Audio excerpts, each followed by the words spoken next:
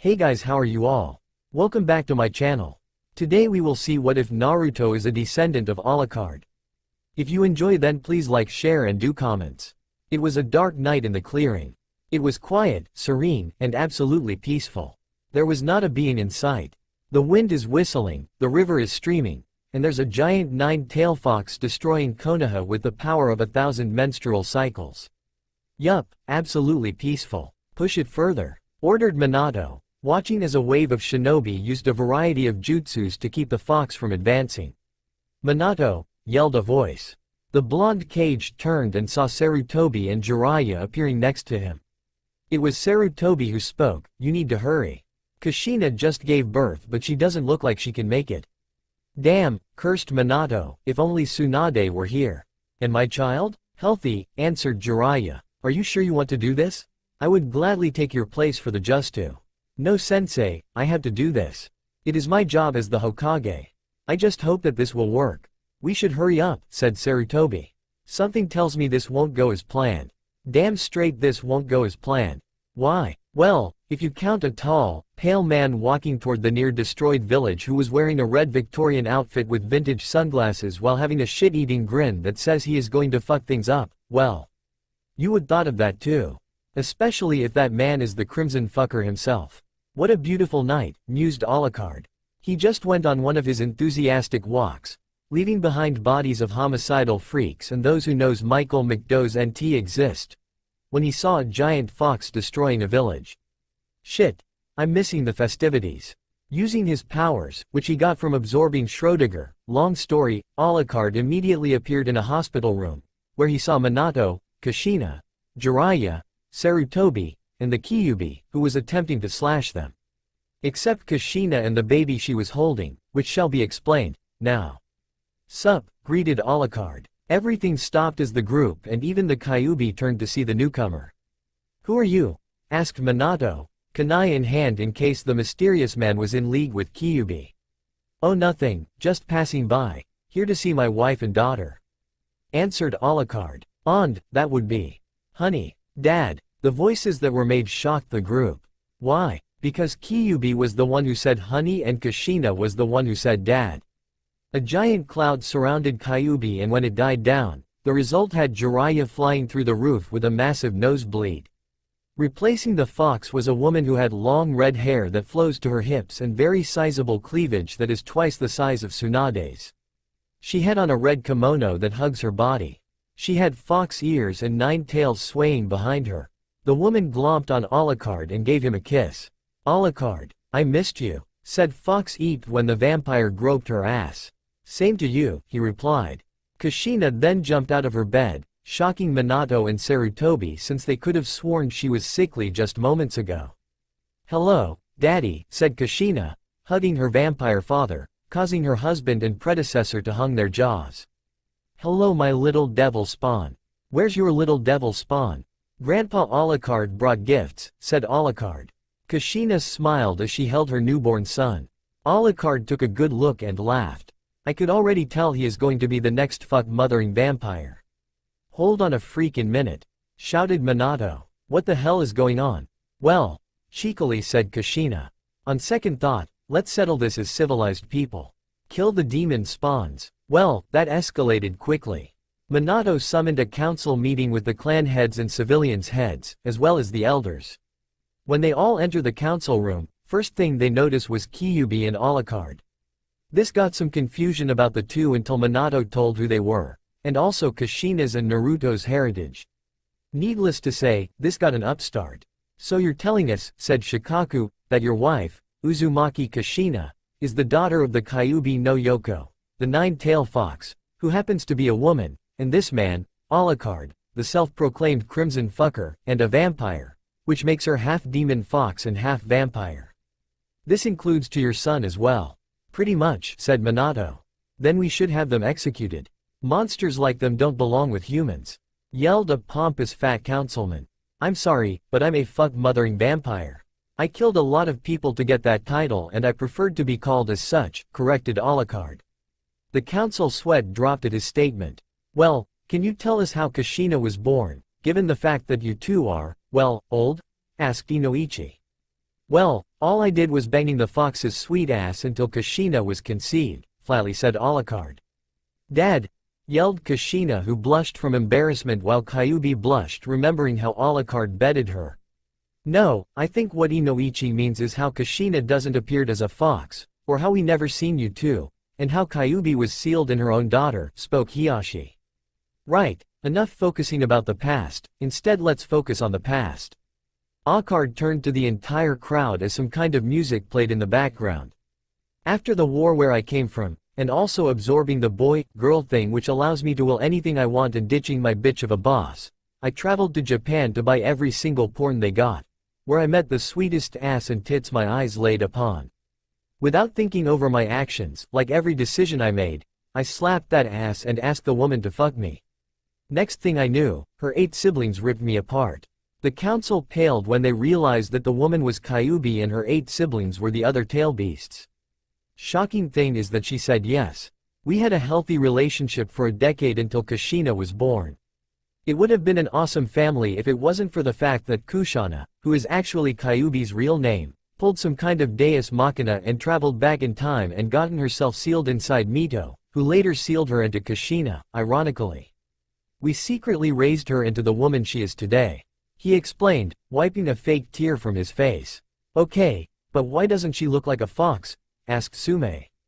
Oh, I forgot I have my henge on. Release, said Kushina, and next thing anybody knew, Kushina now has fox ears and 9 tails.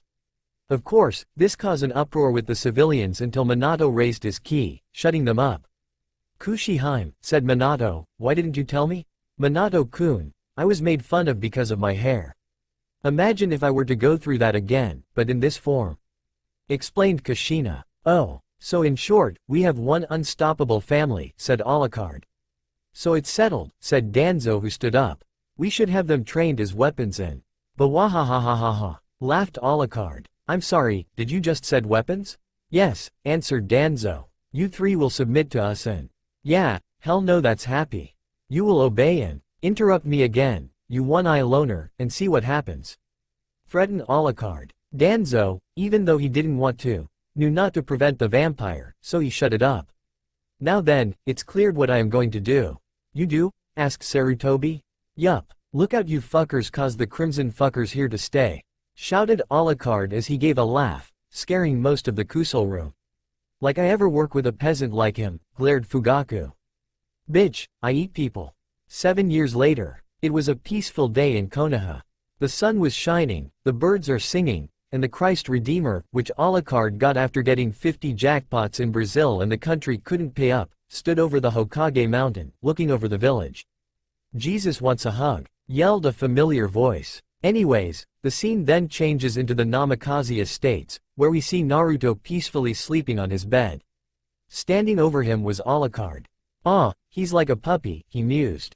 He then pulled his twin pistols and fired near the boy's ears, scaring the shit out of his grandson. The blonde hybrid jumped and landed on his ass. What the hell? Shouted the boy. Come on kid, you're going to be late for school, said Alucard, who then phased to the floor. Naruto grumbled as he got up and walked to his closet. He pulled out an outfit that greatly resembles his grandfather's, except it is orange. After putting on the outfit, he grabbed his stuff and walked to the kitchen, where he saw his mother setting up breakfast while his grandmother read some files while Alucard was busy sipping some beer. Alucard Gigi? Isn't it a little early to be drinking that stuff? The blonde asked. Naruto, as before, was wearing an orange version of Alucard's suit. The difference is that Naruto now has fox ears and 9 golden tails, something that came when he turned 4. He also has red eyes, something he inherited from his mother's side. Hey, it's 5 o'clock somewhere, said Alucard as he chugged his beer. Naruto rolled his eyes and faced his demonic grandmother. Kushana wasn't like most women, weak and fragile. She just doesn't care about a lot of things. Which is probably the reason why she is sitting at the table in just her underwear, with no bra. Luckily, there was nobody from the outside, since the last thing Naruto needs is perverted men trying to seduce her even though she could be their multi-great-grandmother. He sat down and started eating. Hey mom, where's dad? The blonde asked. Oh, you know how he is, at the Hokage Tower, suffering from a lot of paperwork. Stated Kushina. It was then that Alucard laughed. Dad, what's so funny? I'm reading the funnies, he stated, looking over the newspaper. Kushana looked over and saw why he was laughing. He's reading about yesterday's meeting, she said, causing Kushina to sigh. 7 years may have passed, but the civilian council were trying to put the entire family down. Luckily, they got plenty of friends to help them. Let me see, said Kushina, looking over the title of the story. It said, Civilian Council once again disregard Naruto Uzumaki, nobody cares. As I said, the funnies, said Alucard. Naruto finished eating his food and stood up. I finished eating so I'm off to pick up Hinata-chan. Bye, he said before leaving. Bye, little Naru-chan. Waved Kushana, causing her daughter to giggle. Alucard merely smirked before shouting. Don't forget to fuck with the Uchiha's day. I won't, Datbeo. Answered back Naruto. Alucard smiled as he continued reading the paper. I taught him so well. Naruto was making his way toward the Hyuga compound, one of the major clans of Konoha. As he made his way, there were a lot of eyes upon. Normally, in any other fanfic, these eyes would all show glares of hatred. But here, only 5% are glaring. The rest are eyes of fear. They were once hatred, but that all changed when they decided to attack the boy. The result was not what they expected. They attacked with kunais, shurikens, and justice, but the blonde hybrid didn't cry for help. Instead, Naruto giggled with every failed attempt used to kill. One ninja managed to struck an explosive tag onto Naruto, exploding him there, and here, and somewhere over there. At first, the mob thought they managed to kill him, only for him to materialize out of thin air, laughed, and when one asked how the fuck the boy survived, he replies, "Fuck you, that's how." Kushina explained that Alucard's immortality and Kushana's lifespan makes him nearly unstoppable. Kushana explained that because of Schrödinger passed on, Naruto was never there to begin with. Alucard, he just took a walk near their houses. Think hard, it'll come to you. Anyways, Naruto made it to the compound, where the guards let him enter without hesitation. Many years ago, an Kumo ambassador came for a treaty, but instead kidnapped Hinata in order for them to study the Byakugan. Hiashi killed the kidnapper, but that resulted in Kumo demanding the body of Hiashi as repercussion. The elders instead tried sending Hizashi to take his brother's place. This would result in tensions between the two houses, and Neji seeking vengeance against Hinata. It would have happened, except, you had one of my ambassador killed on your village. Unless you can show proof that he kidnapped your daughter, there's nothing I can do but demand the body of Hiashi Hyuga as payment, said the Raikage. In front of him was the Yondaime, Hiashi, and the council. They were attempting to fix the problem, but it seems this won't go into their favor. Minato sighed as he rubbed his temples. Guess there is nothing we can do about this, said Minato. I'm sorry Hiashi, but... Hey kids, wanna see a dead body? Shouted Alucard as he phased through the wall. The council were already used to this, but he wasn't. Holy shit, yelled as he fell from his seat. Alucard exited from the phase and looked at the leader of Kumo. Sup, he greeted him. The hell are you? Demanded A. The fuck mothering vampire, and don't you forget it, said Alucard. Now normally I would just say, fuck it, and killed you on the spot, but that would mean death for Hiashi. Now you may have noticed, blind man, my grandson has taken a liking to your daughter, and you know how happy she is. So if she ain't happy, Naruto ain't happy. And if Naruto ain't happy, I ain't happy. And if I ain't happy, Kushana ain't happy during Y game nights. I didn't need to know about what you do with my mother-in-law, waved Minato, looking a little green. Alucard grinned before turning toward A. Listen, pal, how about you drop the case, go home and kill your civilian council, and have a good laugh about this. Like hell I'm doing that, shouted A. I said, spoke Alucard, raising his index finger towards A's face, causing the Raikage to go into a trance. You will drop the case. I, said A, in a zombie trance, will drop the case. You will go home, and kill your council. I will go home and kill my council. You see that people? Asked Alucard to the court. I can make him say whatever I want, watch. White chicks was amazing. White chicks was amazing, repeated A. And he believes it too.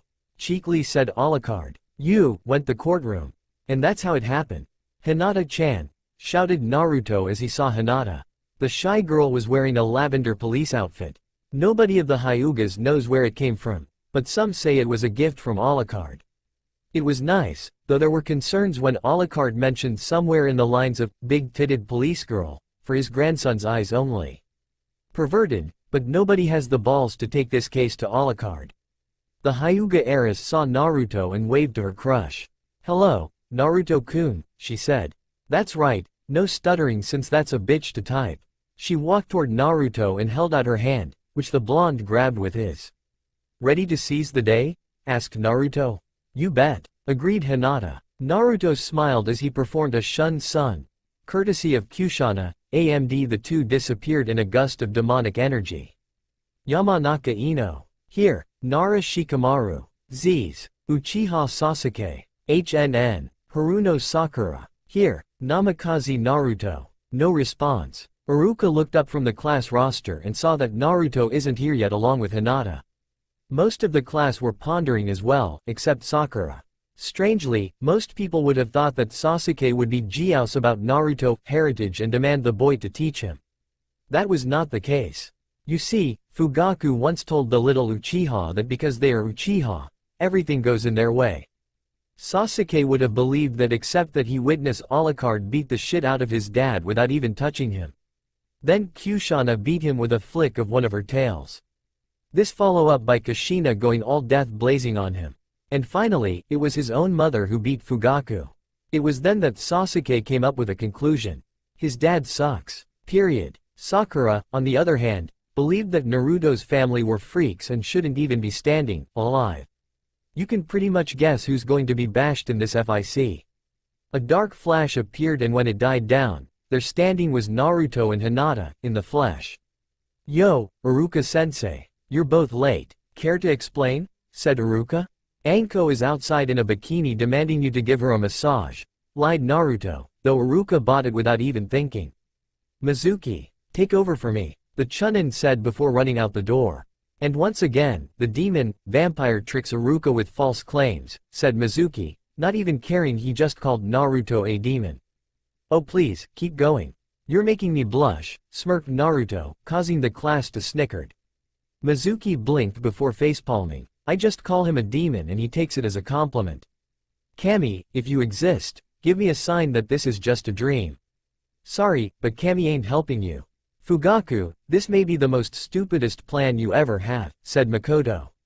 In front of her was her husband and the rest of the Uchiha clan. The only other members who were not part of them was Sasuke, who was in school, Itachi, who was secretly hiding to attack them, and Shinsui, who mysteriously died. Fugaku looked at his wife and glared. "You obviously don't know the true might of the Uchiha clan," he said. "I might, but this is suicidal. I can understand you want to take over Konoha, but by taking out Alucard first? That's just stupid," countered Makoto. "You just don't understand," Fugaku said before stabbing her in the heart with a sword. Expecting the woman to fall, he, along the rest, were surprised when Makoto simply removed the sword as if it was nothing. "But, how? Yeah, I forgot to tell you this, but 5 years before Kushana attacked, I went to a party with Kushina. To make a long story short, we got drunk. She gave me a hickey that was infused with her chakra and demonic blood, causing me to be part vampire and demon. I didn't know this until much later," explained Makoto.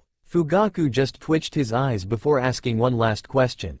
"Anything else?" Makoto let a smirk appear on her face as she leaned forward and said. "I faked all the orgasms," she said. Every male member gasped while the females snickered at Fugaku's cold hard revelation. Fugaku just twitched harder before turning around toward the Namikaze estates and said, "If I pulled this off, I'm getting us divorced." And then, the clan left. Makoto just stood there and waved. Yeah, good for you." Alucard was busy watching Adventure Time on Netflix with Kushana on his 70-inch plasma screen TV, which he got it replaced after the whole Luke Valentine thing. Said Vampire smirked as his wife was curled up on his lap. "Life is good," he said. "But you're dead," said Kushana. "And that's the irony," said the vampire. Suddenly, the wall in front of them exploded, revealing a lot of Uchiha members. Kushana was pissed because they interrupt their alone time, while Alucard is pissed because this was the second time his TV got trashed. That was a 70-inch, plasma screen TV. "So, how can I help you?" Fugaku stepped forward and looked at the crimson fucker with an unreadable expression. We meet again, you monsters. Sup. Hey, you know, I looked into the Konoha archives and found some interesting things about you, Alucard. Oh really? The Night Walker. Who glides through oceans of blood. Beyond human. A monster whose power radiates with a darkness that casts a shadow on darkness itself. Said Fugaku before Alucard cut him off. Oh you dirty bitch? Work the shaft, he said. Kushana giggled while the Uchihas were smack-cobbed of the vampire's language. Excuse you? Asked Fugaku, confused. Do you have any idea who you're speaking to? Yelled Fugaku. I am the great Uchiha Fugaku. And I'm Carmen Sandiego. Guess where I am? Mused Alucard. Trying to have a serious conversation with you here. Oh, so are we, said Kushana, and we're failing, and we're sorry for that. It's just that we're so agitated because this monkey of a shit stain strolled into our room, destroyed our 70-inch plasma TV, and is trying to impress my husband as if he were his alcoholic father. Fugaku had enough and rushed toward Alucard, only for the vampire to pull his way op pistols on the Uchiha's head while Kushana pulled out the Harkonnen, courtesy of Alucard as he always says, bitches love cannons, and aimed it at the other Uchihas. Be a good sport and grab daddy another beer, would you? Mocked Alucard. Naruto was sitting in his usual spot at Ichiraku's along with Hinata when Itachi appeared next to them. Sup, greeted Naruto. Hello, said Itachi before turning toward Ayame who was pouring Naruto's 15 bowl of ramen. You, me, dinner, you, me, bed, replied Ayame. Naruto choked on his ramen while Hinata blushed at Ayame's bluntness. The hell did I just saw? Questioned Naruto. What you just saw was my super Uchiha swagger, explained Itachi. Really? Said Naruto as he turned to Hinata. Hinata, you, me, date. Hinata looked at him and smiled. You, me, already happening. Nice, said Naruto. The sound of loud gunshots can be heard from the Namikaze clan. The four noticed this and immediately knew what's going on. Okay, two things could be happening right now. 1. Alucard's taking a walk, or 2. Someone destroyed his plasma TV. Sucks to be them, said Itachi. Makoto walked toward the Namikaze compound without a care in the world. She knows her husband is dead since it's pretty obvious it's going to be a one-sided fight. This means that she is the new clan head. But she doesn't have time for that. First things first, she made it to the front door where she knocked on it. The door opened to reveal Minato. Hey Minato, is Kushina here? Yeah, she's here, replied the Yondaime. He let the matriarch in and led her to the living room, where Kushina was currently reading a book. Said red-headed vampire. Fox looked up and saw her friend. Makoto, what are you doing here? She asked. Makoto just looked straight into her eyes and replied. My husband's dead. You know what that means. Kushina smiled as she closed her book, grabbed Makoto, and slammed the Uchiha's lips into hers, causing a heavy makeout session. This got Minato off guard since he never expected Kushina to play on both fields. The two mothers stopped their heated moment, and noticed Minato with a stream of blood flowing from the nose. Minato, I want to marry Kushina. Nani? Why? Well, you see is that the Hiki Kushina gave me years ago destroyed any genetic DNA of Fugaku when we tried to conceive a child. The Hiki then replaces it with Kushina's, which technically makes her Itachi's and Sasuke's father. Don't I get a say in this? Asked Minato. No. Meanwhile, two certain Uchihas felt a cold on their spines when they realized something life-changing will happen to them. Naruto woke up feeling fresh. Today's the day he along with his girlfriend Hinata and half-brother Sasuke, which he, Sasuke, and Itachi found out after seeing their mothers making out while Minato was passed out years ago, will graduate from the academy. His two favorite teachers has taken a liking to him, and by that, I mean Iruka saw him as a little brother and Mizuki gave it up on demeaning Naruto's family seeing that it's pointless. Anyways, the blonde got up, got dressed, and got out of his room to find Sasuke's. Makoto, Itachi, and Sasuke moved in after Makoto married Kushina, which gave Jiraiya a shit ton of ideas on his books, much to Minato's dismay of his sensei's antics. Naruto made it to Sasuke's room and knocked on the door. Oi, monkey boy, time to get up. There was some shuffling and the door opened to reveal Sasuke. Sasuke had on his usual Uchiha outfit, except this time it is brown instead of dark blue. Do you really have to call me that? He asked, agitated. You rather be called Duck Boy? Smirked Naruto. Monkey boy it is, quickly said Sasuke as the two half-brothers went to the kitchen, where they saw Kushana making breakfast. Q-Bon, where is everyone? Oh, you know, the usual. Naruto's dad at the Hokage Tower, your mom and my daughter fooling around, and Alucard on his daily walks slaughtering some of the civilians who still hates us. Breakfast? Yes, please, said the two as they grabbed their dish and started eating. Some time passed before the two finished eating. Before they left, Kushana stopped them. Hold on you two, I have something special for you, she said. What is it? Asked Naruto. Kushana let out a smirk as she went into the next room and came back with 3 cases. I'm going to receive Grandmother of the Year after this, she thought. She handed a case to Naruto and one to Sasuke. Here you go boys. Naruto opened his gift and pulled out 2 pistols. One had a silver finish while the other had a black finish. They were both heavy and big. Sasuke opened his and pulled out a big rifle that had a brown finish. Aren't these guns that Alucard Gigi carries? Asked Sasuke. Close, but no. They're custom made for you too. They have chakra receptors which allows you to channel your chakra to fuel it. Naruto, yours is on the pistol grip and Sasuke's on the box magazine. But they can burn out after constant use, so you need to replace them every once in a while. There should be a scroll in there filled with mag replacements. Thanks, thanked the 2 boys. Now run along and, as your grandfather would say, take a walk. Oh, and give this to Hinata, said Kushana, handing the box to Naruto. Naruto and Sasuke nodded and left the room, heading towards the Hyuga compound. Kushana sighed. If Naruto's like his mother, shit is going to happen. Speaking of which, where is she? Meanwhile, Minato and Makoto can only stare at Kushina, who was sprawled on the floor with a lot of ramen cups surrounding her while sleeping at the same time. Behind them were a bunch of Chunins and Junins looking terrified right now. Makoto turned to them and spoke. Whose idea was it to give her this much ramen? Many of the petrified ninjas randomly pointed at each other. Minato and Makoto looked at each other and nodded. Minato snapped his fingers and suddenly, the windows were smashed in, revealing a man in tight green spandex and his mini-me. Meta guy, these people need help with their flames of youth, said Minato before he grabbed Kushina and dashed out the room with Makoto. Screams of terror can be heard from the tower as well as shouts of youth and a giant sunset genjutsu that appeared over it. Back to the story. Naruto and Sasuke made it to the Hyuga compound, where they saw Hinata in her usual police outfit. Think Sarah's but lavender colored. Hey Hinata-chan, called out Naruto. Hinata saw the two and waved at them. Naruto-kun, Sasuke-san, she greeted as she walked toward them. She noticed the pistols on Naruto's sides and the rifle on Sasuke's back. Did your grandfather give you those weapons?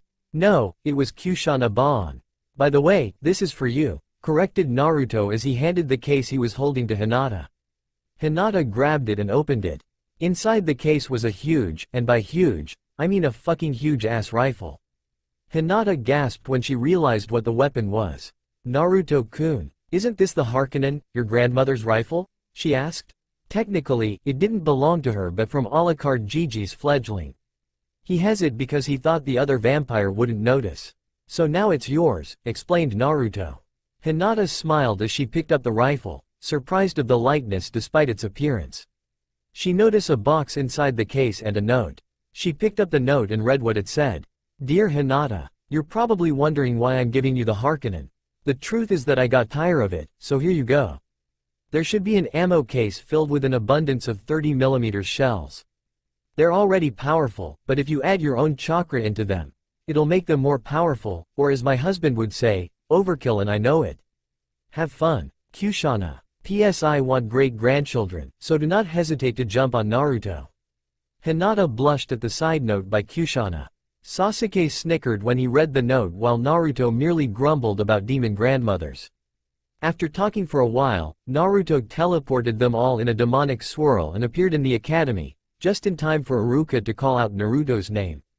The three were all smiling in the yard of the school after receiving their headbands. Thank Kami we all pass, said Sasuke, Naruto and Hinata nodding in agreement. That reminds me, Naruto, how did you pass? One of the parts was the clones test and last I remember, you couldn't do the normal jutsu. Asked Hinata. She noticed that Naruto gave her a fanged smile. Don't worry, my little Tenchi, said Naruto, causing Sasuke to snort due to the irony of the meaning. I found an alternate way. Flashback. See this scroll, Iruka-sensei? This here is an little poster of Anko posing a law mode courtesy of Kushana Bon, which I have no idea how she managed to do it.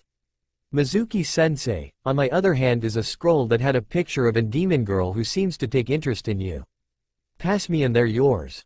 Offered Naruto. He could have just used the Kage Bushin no Jutsu, but that was too easy to use, so he decided to pull a page out of his grandfather's book and bribed his teachers. While Iruka would no doubt accept it, Mizuki was contemplating on this. If he were to accept this, it would make him a hypocrite because he always said that demons shouldn't be trusted. But on the other hand, he heard theories about how demonic women are considered the wiliest beasts in all of the world. Kushana is proof of that, and she's a grandmother. That, and the fact that they don't dress much, usually in a half-robe skirt and some clothing covering the upper region. So without further ado, he accepted, hoping on one thing. He hoped that the woman doesn't have an older protective brother. Does it have to do with the fact that Iruka was giggling at a scroll and Mizuki looking like he's preparing a date? Asked Hinata. Maybe, cheekily said Naruto. The next day, the classroom was filled with excited students, all wondering who was going to be on whose team. Iruka looked over his classroom and cleared his throat, gaining their attention. Alright everyone, listen up as I called out the names for your teams.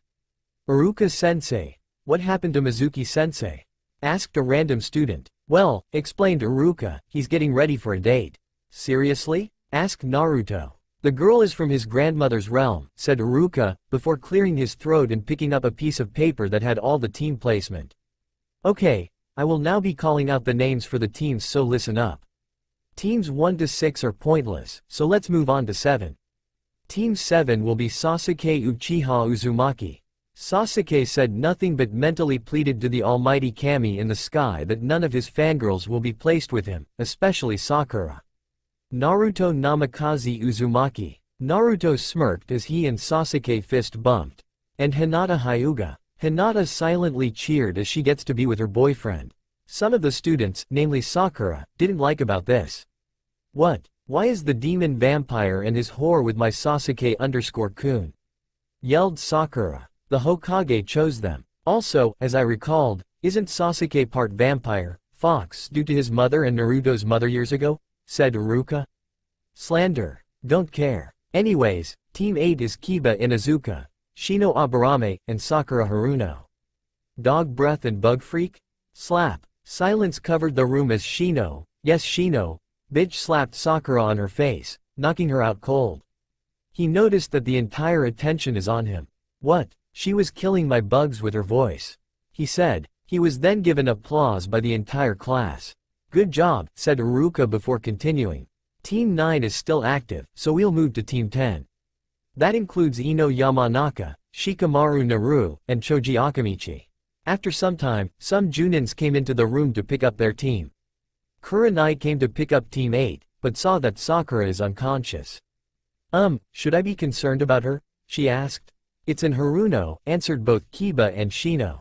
Kurenai nodded, remembering that Harunos are cannon fodder, so she picked up Sakura and told her team to follow her out the building. Some time passed before Asuma came and picked up Team 10. One by one, each team were picked up by a Junin sensei, all the way until only Naruto, Sasuke, and Hinata are left. So bored, said Naruto. You're telling me, agreed Sasuke. Zzzzz, snored Hinata, drool forming from her mouth. Naruto and Sasuke both sweat drop at the Hyuga. They were surprised that someone like Hinata could actually fall asleep at a time like this. Su, said Naruto, earning Sasuke's attention. You up for some lunch? I could go for some onigiri, said Sasuke. If only my mom could make tomato onigiri, then I will be set for life. What's with you and tomatoes? What's with you and ramen and Hinata with cinnamon buns? Touché, my half-brother, touché. 3 hours later, Kakashi entered the classroom and saw that only Hinata is there, snoring without a care in the world. Where are the other two? He thought before clearing his throat, which woke up Hinata. Yo, where are the other two? Knowing them, probably at home, answered Hinata. Kakashi nodded before speaking. Meet me at the roof in 5 minutes, I'll get the other two. Kakashi disappeared in a swirl of leaves, while Hinata grabbed her rifle and shunshined to the roof. 5 minutes. Hinata waited for a while before Kakashi showed up with Naruto and Sasuke. "Sorry I'm late, but there was a black cat on the way and—" "Bullshit," said Hinata. Kakashi's eye widened that the Hyuga heiress could say such language. "But it's the truth," pleaded the one-eyed Junin. Was all Hinata said before pointing to her eyes. Kakashi mentally facepalmed, remembering that the Byakugan could see far away. "Right, so let's introduce ourselves. My name is Kakashi Hitaki. I have some likes and some dislikes. My dreams are too mature for your virgin ears." "Too mature?" mused Sasuke. "Kakashi-sensei, have you forgotten who me and Naruto's grandfather is?" Once again, Kakashi mentally facepalmed. "Right, you first blondie. Name's Naruto Namikaze Uzumaki. My likes are my family, both mine and Sasuke's, ramen, Alucard Jiji, Kushana Baan, Old Man Sarutobi, the Ichirakus, and Hinata Tenshi. My dislikes are the Civilian Council, Sakura Teme, Danzo Teme, those rude butt buddies of his." "Yes, I'm referring to you. Get lost," said Naruto, shouting the last part to a tree below them. There was some movement and the rude Anbu that was there got away. "My dream is to be the most badass ninja there is and have Hinata as my wife, or mate. Whatever my mom calls it." Kakashi's and Sasuke's eyebrows rose in interest while Hinata was turning a lovely shade of red. Sasuke then spoke. "My name is Sasuke Uchiha Uzumaki. My likes are my family, tomatoes, and other stuff. My dislikes are fangirls, especially Sakura. My dreams, no my ambition is to find a tomato-based onigiri." Naruto snickered at this, causing Sasuke to glare at him. "What, a boy can dream." Hinata finally spoke. "My name is Hinata Hyuga. My likes is Naruto-kun, cinnamon buns, my cousin Neji, my sister Hanabi, my father, Uncle Hizashi, and my mother. My dislikes is Sakura. My dream is to become the next head of the Hyuga clan and marry Naruto." "Some decent goals," said Kakashi, nodding to their goals. "Alright, as you know, we are not officially a genin team. In order to become a genin team, you must pass my test. But be warned, my test has an 66% chance of failing. Also, I recommend not to eat tomorrow morning. Ciao." And with that, Kakashi disappeared. "Sue," said Hinata, earning both Sasuke's and Naruto's attention. "Wanna screw the rules and eat some breakfast tomorrow?" "Why not?" said Naruto as the trio left to get ready for the next day. These were the sounds of the weapons being fired by one Sasuke Uchiha, Naruto Namikaze, and Hinata Hyuga. They were all shooting at their target who went by the name of Kakashi Hitaki, who was literally running as if his life was depending on it, which was actually true. You may be wondering how this came to be. Flashback. The next day came and the entire Team 7 was at their designated training grounds, you know, the one near the memorial stone. "Yeah, that one. Alright everyone, time to start your test," instructed the one-eyed Jonin, who was on time for once. The reason for this was because Kushina and Makoto had a little talk with him. I won't go into details, but it involves him and Yaoi. "And what is the test?" asked Hinata. Kakashi gave one of his eye smiles and pulled out 2 bells, which he proceeded to place over his waist. "The test is to grab the bells. As you notice, there are only 2 of them. That means that one of you will be sent back to the academy." "Like hell I'm grabbing the bells. You placed them over your junk," yelled Naruto. Kakashi sported a tick mark at the insult, but managed to keep his cool. "Okay then, you must come at me with the intent to kill.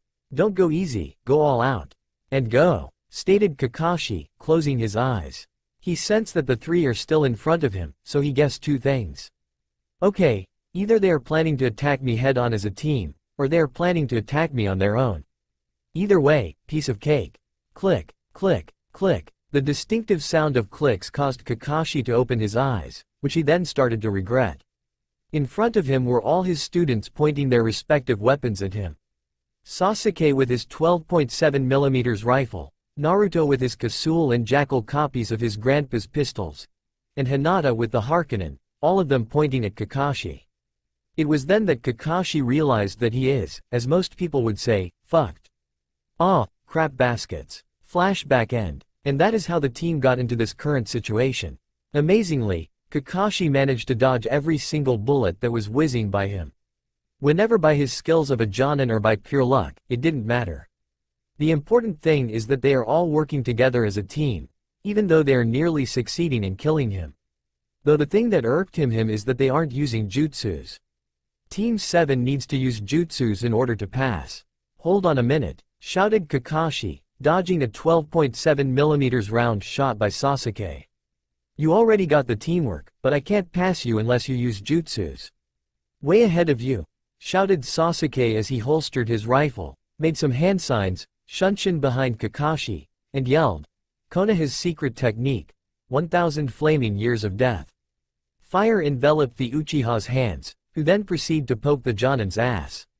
The result was both instantaneously and hilarious. Kakashi was sent flying over the field, holding his now smoking ass.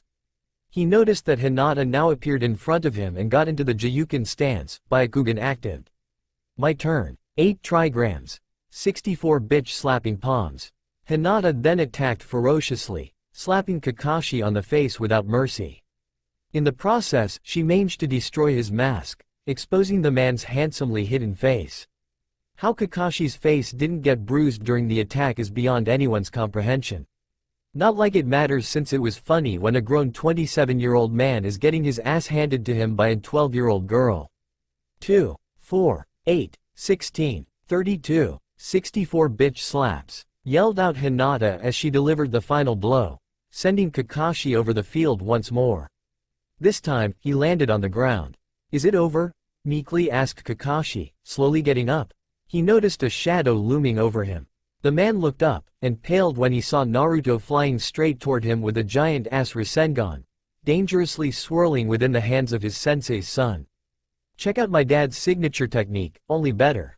Odama Rasengan, shouted Naruto as he was ascending towards his sensei. Kakashi looked at Naruto with both pride and fear. Pride for the boy's power, and fear that he was at the receiving end.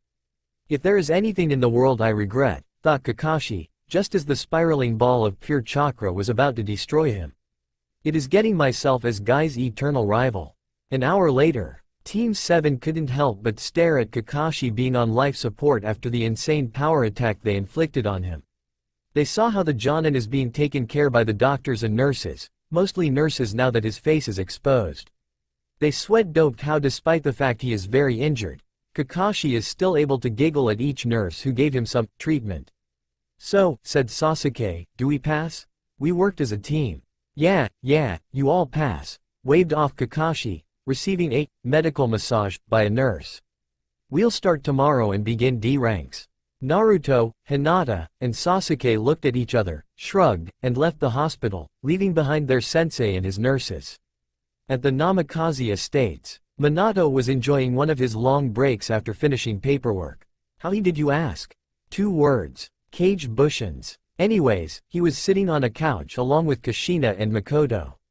He sat at the left, Kushina on the middle, and Makoto on the right. They were watching a movie on their TV, when suddenly Kushina and Alucard phased through the wall, as always. Hello Kushina. Anything happened today? Asked Kushina. Not to my knowledge, answered Kushina. Really? Spoke Alucard, because word on the street is that Kakashi had his ass handed over to him by a bunch of kids. The rest of the grown-ups rose their eyebrows at this.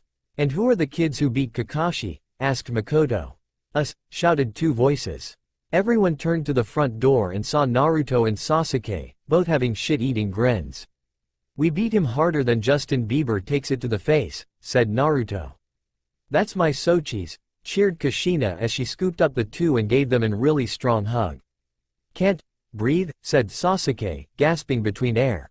Sasuke, lighten up. You passed the Genin exams. You should be proud, said Kushina. I know, but I want to surpass Itachi. Oh, don't worry, you'll get there, assured Makoto. It's not like Itachi beats you in everything.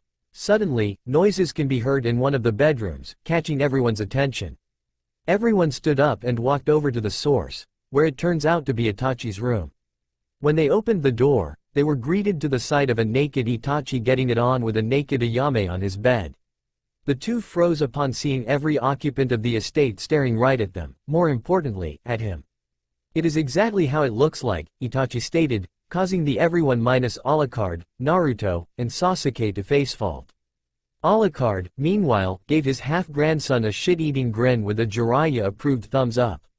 "That's my boy," he stated before grabbing an unconscious Kushana and phased to his bedroom, preparing to give the Y times while his wife is passed out. Sasuke and Naruto, on the other hand, peeked into their pants, then to Itachi, then to pants, then Itachi, and finally pants before crouching and drew on the ground with a dark cloud over their heads. "He beat us," they muttered. Hokage Tower the next day. Minato sat at his desk, with various Jonins in the room. It was time to give the results of the real Genin exams. Team Cannon Fodder 1 to 6 has failed already, so let's skip to 7. Team 7, report, said Minato. Not receiving a response, he saw that his former student has yet to arrive. Okay, Team 8, report. As Kurenai stepped forward, everyone noticed how she is blushing, but didn't question about it. Barely passed. Let me guess, Sakura? Asked Minato. You have no idea how right you are, replied Kurenai. Moving on, Team 10, report. Passed, answered Asuma, taking a puff of his cigarette. Okay, where is Kakashi? Even he knows not to be late in this kinds of meeting. Asked Minato. He ain't coming, said Jiraiya, entering through the window. He's severely injured by his Genin team after receiving a can of whoop ass. At this point, everyone's eyes were already bugging out. Also Team 7 passed. Why am I not surprised, said Tsunade, entering from the door. 13 years ago, ever since the bizarre event of the Kyuubi, aka Kushana, aka Kushina's mother, Tsunade decided to stay because 1. She gets the chance to start her medical program thanks to Minato and Kushina. 2. She likes Kushina and Makoto, treating them as her surrogate daughters. 3. Shizune liked Kakashi, she's secretly a closet pervert. 4. Alucard scared the shit out of her. And 5. Kushana once said that her, Tsunade, breasts were small compared to hers. Kushana, pissing off the slug Sanin. Long story. No kidding. Anyways, have you seen Naruto? I'm here to drop off his latest Icha, asked Jiraiya with a perverted grin. Every fiber in my being wants me to rip you apart for corrupting my son, but unfortunately my damn father-in-law thought it would be good. Growled Minato. And that is way I like that guy, said Jiraiya. Minato simply banged his head on the table. Why me? 1 week later. Maelstrom fucker in position. Why Lavender in position. Mirror Monkey in position. Scarecrow in position. Do you see the tag? Maelstrom here, target has the tag. Permission to engage? Permission granted. Give them hell. For pony. Shouted Naruto, Hinata, and Sasuke as they unholstered their weapons and started shooting like crazy at their target.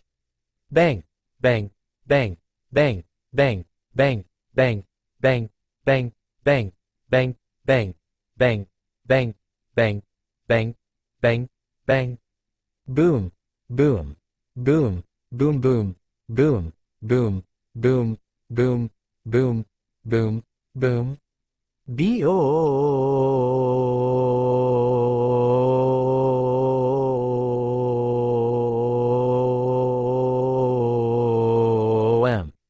This kept up for 75 minutes. Later, everything was calm in the mission room, until a smoking ball of fur flew inside as guy-like speeds and crashed right onto the fired Daiwaimo's wife. It was revealed to be the notorious demon cat, Tora. Everyone was wondering what the hell happened until Team 7 came in, each genin carrying their weapons while Kakashi was still reading his Icha. The genin had a sinister smile on their faces, scaring everyone else. Here kitty kitty kitty, mused Naruto, waving his pistols at the cat. Tora screeched in fear and motioned his owner to get the hell out of there. The fire lady must have understood because in no less than a second, they got the hell out of there. Damn, it got away, complained Hinata. Everyone, including Iruka, Sarutobi, and Minato, sweat dropped at this.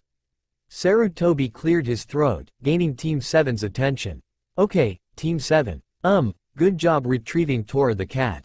Now, I have a couple more missions for you four to take, such as cleaning the Inuzuka's kennels, painting some fences, and give us AC rank, said Team 7, which later caused Iruka to give a speech about the mission's whatnots. After giving his speech, he noticed that Naruto, Hinata, and Sasuke were all asleep. Ticked off, the scarred Chunin used his patented big head no jutsu and woke the hell out of them. Geez, you didn't have to scream. said Sasuke. Alright, how about this? I got a low C rank for you three. The mission is to escort a bridge builder to Wave Country. How's that for a mission? Suggested Minato. Deal, said Naruto, grabbing the scroll of said mission. The Yondaime motioned one of his guards to introduce the client. The client turns out to be an old man who reek of booze, but given that both Tsunade and Alucard drink a lot of alcohol, they weren't affected much. What's this? I asked for a ninja team, not some brats coming from a cosplaying convention. What's with the blonde one? He looks the strangest, said Tazuna, taking a swing of his bottle of sake. A gunshot was heard, and his bottle suddenly shattered into millions of pieces, splashing the liquid all over the floor. Tazuna looked at the source, and was wide-eyed when he saw Naruto pointing at him with his pistols. I'm sorry, I didn't hear you over the sound of me owning your ass. Care to repeat that? Taunted Naruto. Tazuna gulped and nodded no. Naruto smiled as he holstered his weapons. That's more like it. Alright then, I'll meet you all at the front gates. And with that, Team 7 left, leaving behind Tazuna, Sarutobi, Iruka, and Minato. Minato sighed as he ruffled his hair. Why do I have the distinctive feeling that this mission is about to get crazy? Omake why Kurenai was blushing. Last time, Mizuki was introduced to his very busty, but lowly-sized date, a snowfox by the name Yuki. He was also introduced to Yuki's younger yet taller, scary, and unknown to him, hot brother, Koga.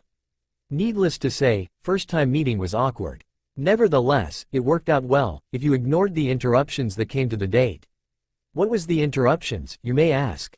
Was it hecklers, demon haters, paparazzis, Guy and Lee suddenly shouting their flames of youth?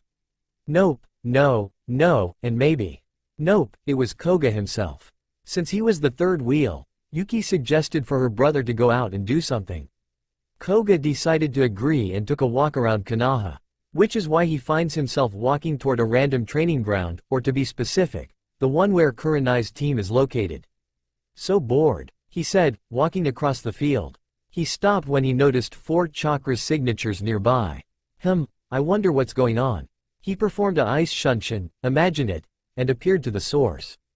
He saw 5 beings, a boy with a hood, a dog, another boy with sunglasses, a pink hair boy-girl thing, and a lady wearing bandages. He noticed that they were all staring at him. The dog boy was looking at him in awe, the sunglasses one was analyzing him, the pink hair one was sneering at him, and the lady was blushing? "Who are you?" screeched Sakura. Koga winced as he rubbed his fox ears, which caused the lady to let out a small squeal before composing herself. "Ow, control your banshee," said Koga. Sakura was fuming while Kiba laughed as if it was the funniest joke in the world. Shino looked a little happy, and Kurenai stifled a giggle. "Anyways, my name is Koga, member of the Kitsune clan. In case you're wondering, that's where Lady Kushana leads." "Nice. Name's Kiba Inuzuka," said Kiba. "Arf," barked Akamaru. "Hey, Akamaru," greeted back Koga, to everyone's surprise. "You can understand Akamaru," shouted Kiba. "Of course, I'm part canine." "Interesting. Shino Aburame," said the stoic bug user.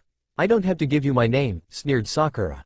"Fine, I'll just call you boy-girl thing," shrugged Koga, causing Sakura to screech. He noticed that the Jonin was hesitant of talking. "And you? Come on Kurenai, just introduce yourself. Despite his appearance, his is just a normal being like me, only stronger, taller, and cute Okami." "Hello," greeted Kurenai, only louder than she was hoping to speak. This threw off many of the people listening, surprised that Kurenai lost her cool. "My name is Kurenai Yuuhi. Hi. Thanks for the introduction. I was just walking by, so I'll be on my way," said Koga as he walked away, before waving goodbye to Team 8. Kurenai waved furiously, before realizing what just happened. "Oh Kami, did I just become a fangirl? Oh great, Kurenai-sensei is smitten with that fox," said Sakura. "Guess her standards means anyone who she'll speed her L." She didn't get the chance to finish because Kurenai suddenly punched the girl to the face. The woman then proceeded to repeatedly punch the pink hair girl. "Don't, thwack, you, thwack, dare, thwack, finish, thwack, that, thwack, sentence," shouted Kurenai as she gave more vicious beatings to the harpy. At the sidelines, Kiba, Akamaru, and Shino were sitting on lawn chairs, wearing sunglasses, and drinking out of coconuts, enjoying the spectacle of their sensei beating up their teammate.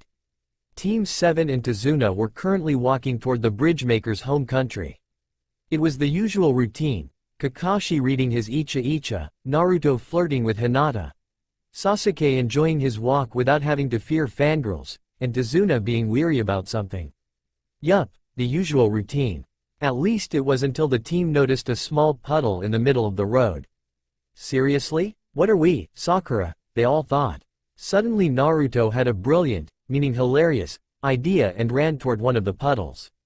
Naruto, what are you doing? Asked Sasuke. I'm about to take a shit. Can't hold it. The blonde replied as he lowered his pants and squatted over the puddle, though Hinata blushed seeing the hanging thing between the boy's legs. Oh Kami, it's huge. I can't wait when I get older and know. Bad Hinata, bad. Kushana's letter is getting to my head, thought the poor not so much innocent girl. Meanwhile, back in Konoha, Hiyashi had the sudden urge to kill a certain blonde while his wife, Hikari, had the urge to suddenly buy baby gifts. Before Naruto even had the chance to drop the bomb, two men rose from their positions, weapons already aimed at the blonde. Were you seriously gonna shit on us?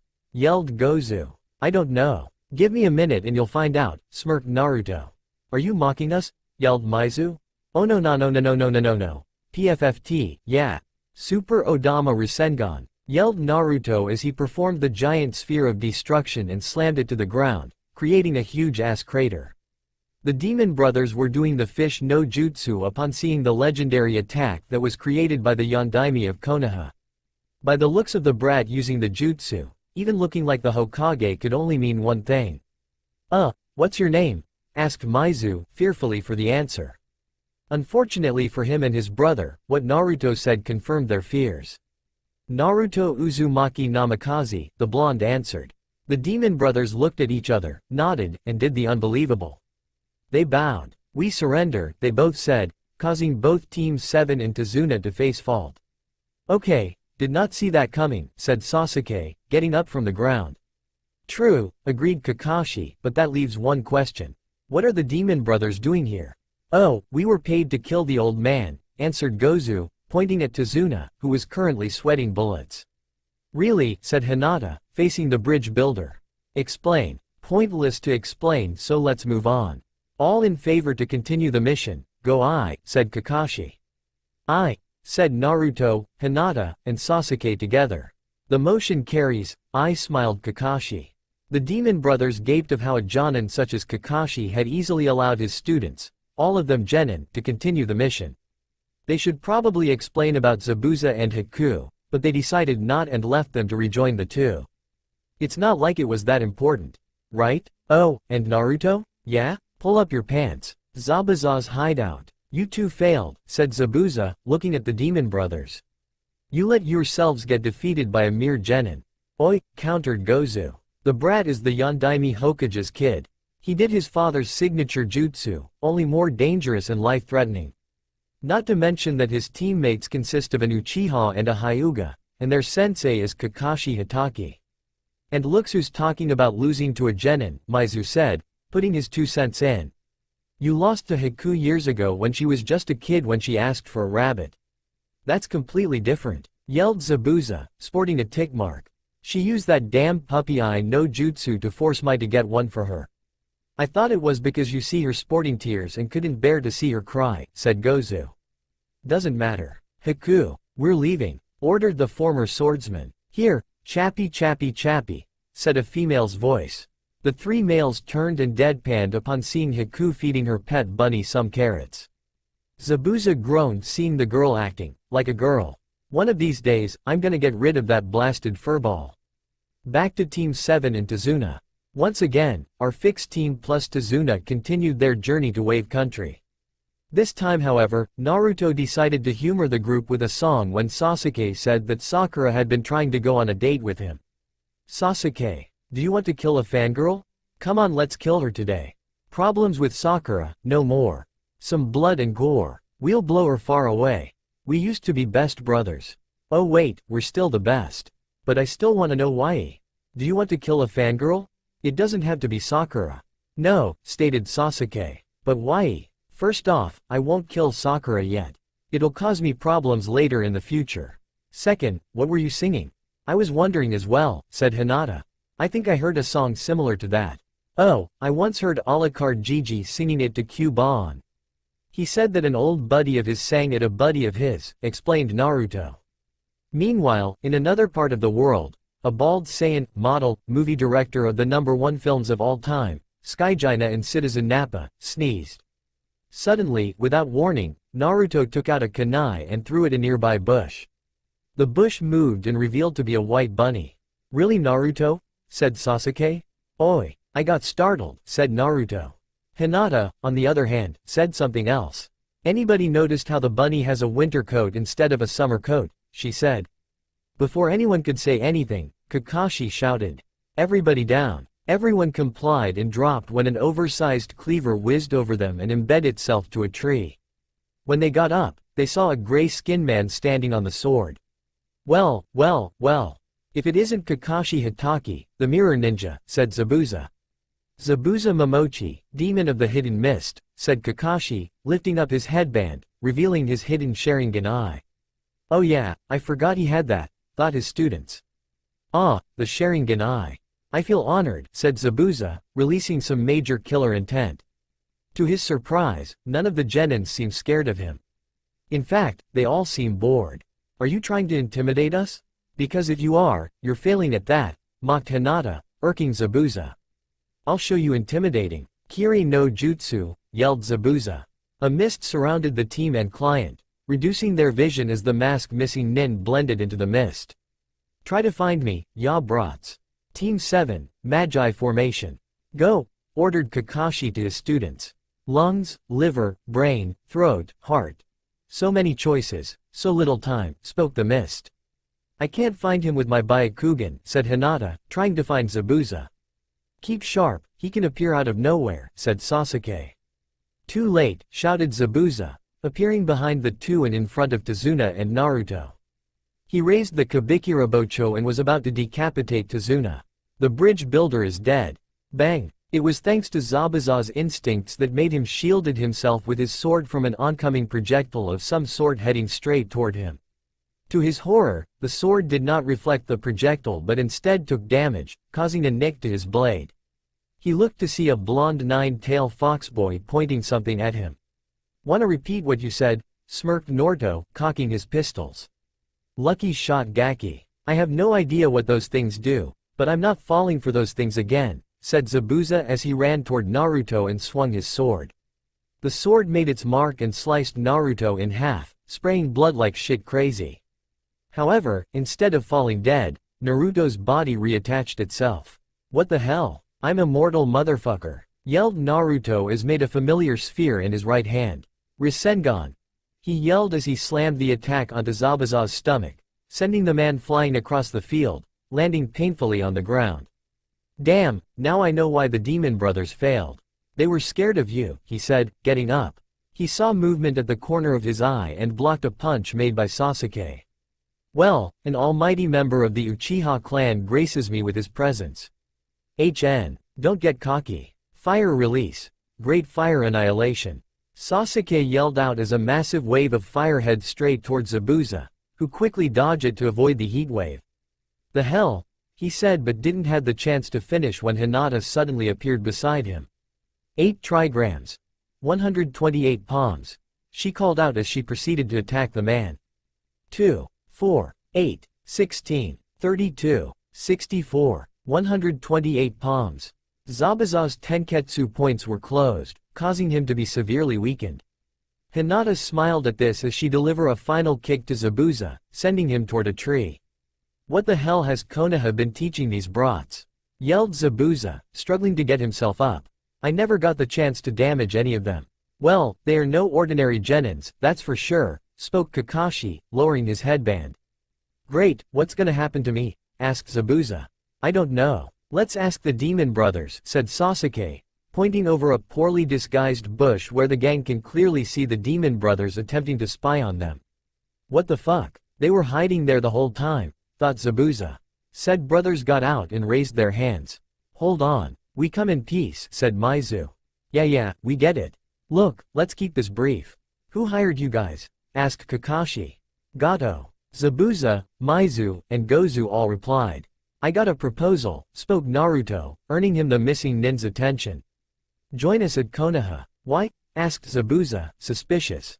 Honestly, that's the best I could think of. Shrugged Naruto. Ah, what the hell, we'll join ya.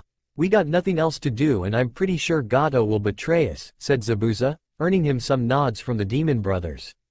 Suddenly, a Kiri hunter nin appeared. It seems your team have managed to subdue Zabuza Momochi and the demon brothers. Thank you, I will take over from here. She said. Don't bother Haku, said Zabuza, we're no longer working with Gato. Are you serious? Shouted Haku, dropping her mask. It took me weeks to memorize my lines. Well, sorry for your loss. I have no idea what's going on right now, said a bewildered Tazuna. I'll explain on the way, waved off Kakashi. In the meantime, let's head to Wave. I have a question? Asked Haku. Yeah? Asked Hinata. Why do you have David Bowie as your sensei? She asked innocently. This earned her some laughter from everyone minus Kakashi, who seemed a little irked right now. Damn it, I'm not David Bowie. I can't even sing, he thought as he, Team 7, the missing nins, and Tazuna all embarked to Wave. Omake. Afternoon well spent. Koga was walking toward the training grounds where Team Kurenai were planning to train. In his opinion, 4/5 of them are okay people. Shino and Kiba plus Akamaru were decent. Kurenai was decent. Sakura, however, not even close to tolerable. Every single second it was, Sasuke-kun. This, or, Sasuke-kun, that. You get the picture? Anyways, he finally made it to the training grounds where to his surprise, only Kurenai was there. Kurenai-chan, he called out to the red-eye woman. Said woman saw him and blushed. Alright Kurenai, you gotta keep it cool. Hello Koga-kun. Smooth. Where's the team? Asked Koga. Well, Sakura made another remark about Sasuke, so Shino slapped her again. She was out cold for the whole day, so I decided to send the team for a day off. She's over there you know, replied Kurenai, pointing to the unconscious form of Sakura that was near them. Wow, for the first time in history, she's quiet, joked Koga, earning him a giggle from Kurenai. So what now? Well, said Kurenai, I hardly know much about you, so I was wondering if we can get to know each other with lunch?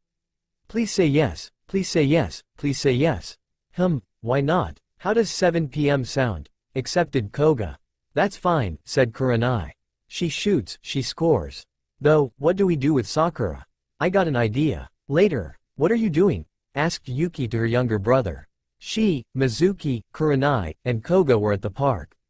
The Snow Fox was enjoying a small walk with Mizuki when she found Koga and Kurenai sitting at one of the benches. Just sitting, replied Koga. I don't believe you, said Mizuki. Fine, the truth is that we set a prank for Sakura, spoke Kurenai. Oh, this I got to see. Gleefully said the Chunin as he sat and waited. Moments later, a large smoke poofed in the middle of the park. When it died down, it revealed to be Sakura, only naked and in public. Oh my Kami, it's hideous! Shouted a random woman who pointed at the pink hair girl. Sakura screamed with all her might, which is saying something since she does that 24/7. It's amazing how one's afternoon can be spent by stealing someone's clothes, sealing that person in a storage scroll, put a timer jutsu on it, and set them in a public place like this, smirked Koga as Kurenai, Mizuki, and Yuki all laughed at Sakura while the pink one continued to run and be pointed out by the people. 1 week later. It has been 1 week since the entire group had entered Tazuna's home. Naruto was still trying to complete the portal to the dead. When he was doing this, the group was introduced to Inari, the little brat who thought that Gato was immortal due to the fact that his father figure, Kaiza, was killed on the order of the tycoon. The boy always seemed gloomy and silent. At least, he was until on the 6th day of their stay that when Kakashi and Zabuza were thinking up strategies to take down, Inari shouted that they were all going to die because it was pointless. Naruto decided to humor the boy by shooting himself in the head. Many of them remember the day as if it was yesterday, which it was. Flashback. Don't any of you see that it is pointless to fight Gato? You're all going to die, yelled Inari. Naruto looked up from his work. He's actually reading Icha under Alucard's portal plans, no surprise, and gave him a look. Oh really? He said. Why? 'Cause he's immortal, explained Inari. Naruto stared and looked at Hinata, who looked at Sasuke, who looked at Kakashi, who looked at Naruto, who looked at Inari. Moments passed, and Team 7 all laughed as if it was the funniest joke they ever heard. "What's so funny?" Inari asked, confused. "Bitch please," said Naruto as he took out his pistols and shot himself on the head. There was shit spraying of blood flying everywhere in the room as every single person was hit by Naruto's red liquid. Kakashi looked impassive. Hinata wiped herself with a napkin. Sasuke was a little irked about it. Zabuza was wide-eyed. Gozu and Maizu were jaw-hanging. And poor Hiku passed out on the couch after seeing so much blood. Inari, on the other hand, was shaking in fear at what he witnessed. "Oh Kami, did you see his face?" said a voice coming from the headless body of Naruto. The blood that was splattered everywhere was now moving towards the body. Naruto's head started to regenerate until the whole body part was healed, as if it was never destroyed to begin with. I swear, his expression is the same as those villagers who tried to kill me found out I can't be killed. Thud, everyone turned and saw Tsunami passed out on the floor. They can all see her soul coming out of her mouth. "Huh," said Naruto. "Guess that was a little overkill?" "You don't say," sarcastically replied Team 7. End of flashback. Today was the final day where Gato had sent his men to the bridge in order to kill every single worker. Unfortunately, Naruto was too determined on the whole resurrecting thing that he overslept. Kakashi had decided to let him sleep this off. Besides, it was time for Sasuke and Hinata to shine. He wanted to see what kind of monkey business those two can do. Team 7, minus Naruto, and Zabuza's team walked toward the bridge, hoping Gato's men were there so that they can stop them, finish the bridge, celebrate, and go home. Simple as that. When they got there, none of them were surprised of seeing Gato and a bunch of his goons at the other side of the bridge. Well, if it isn't little Zabu Zabu? Looks like the so-called demon isn't all he appears to be.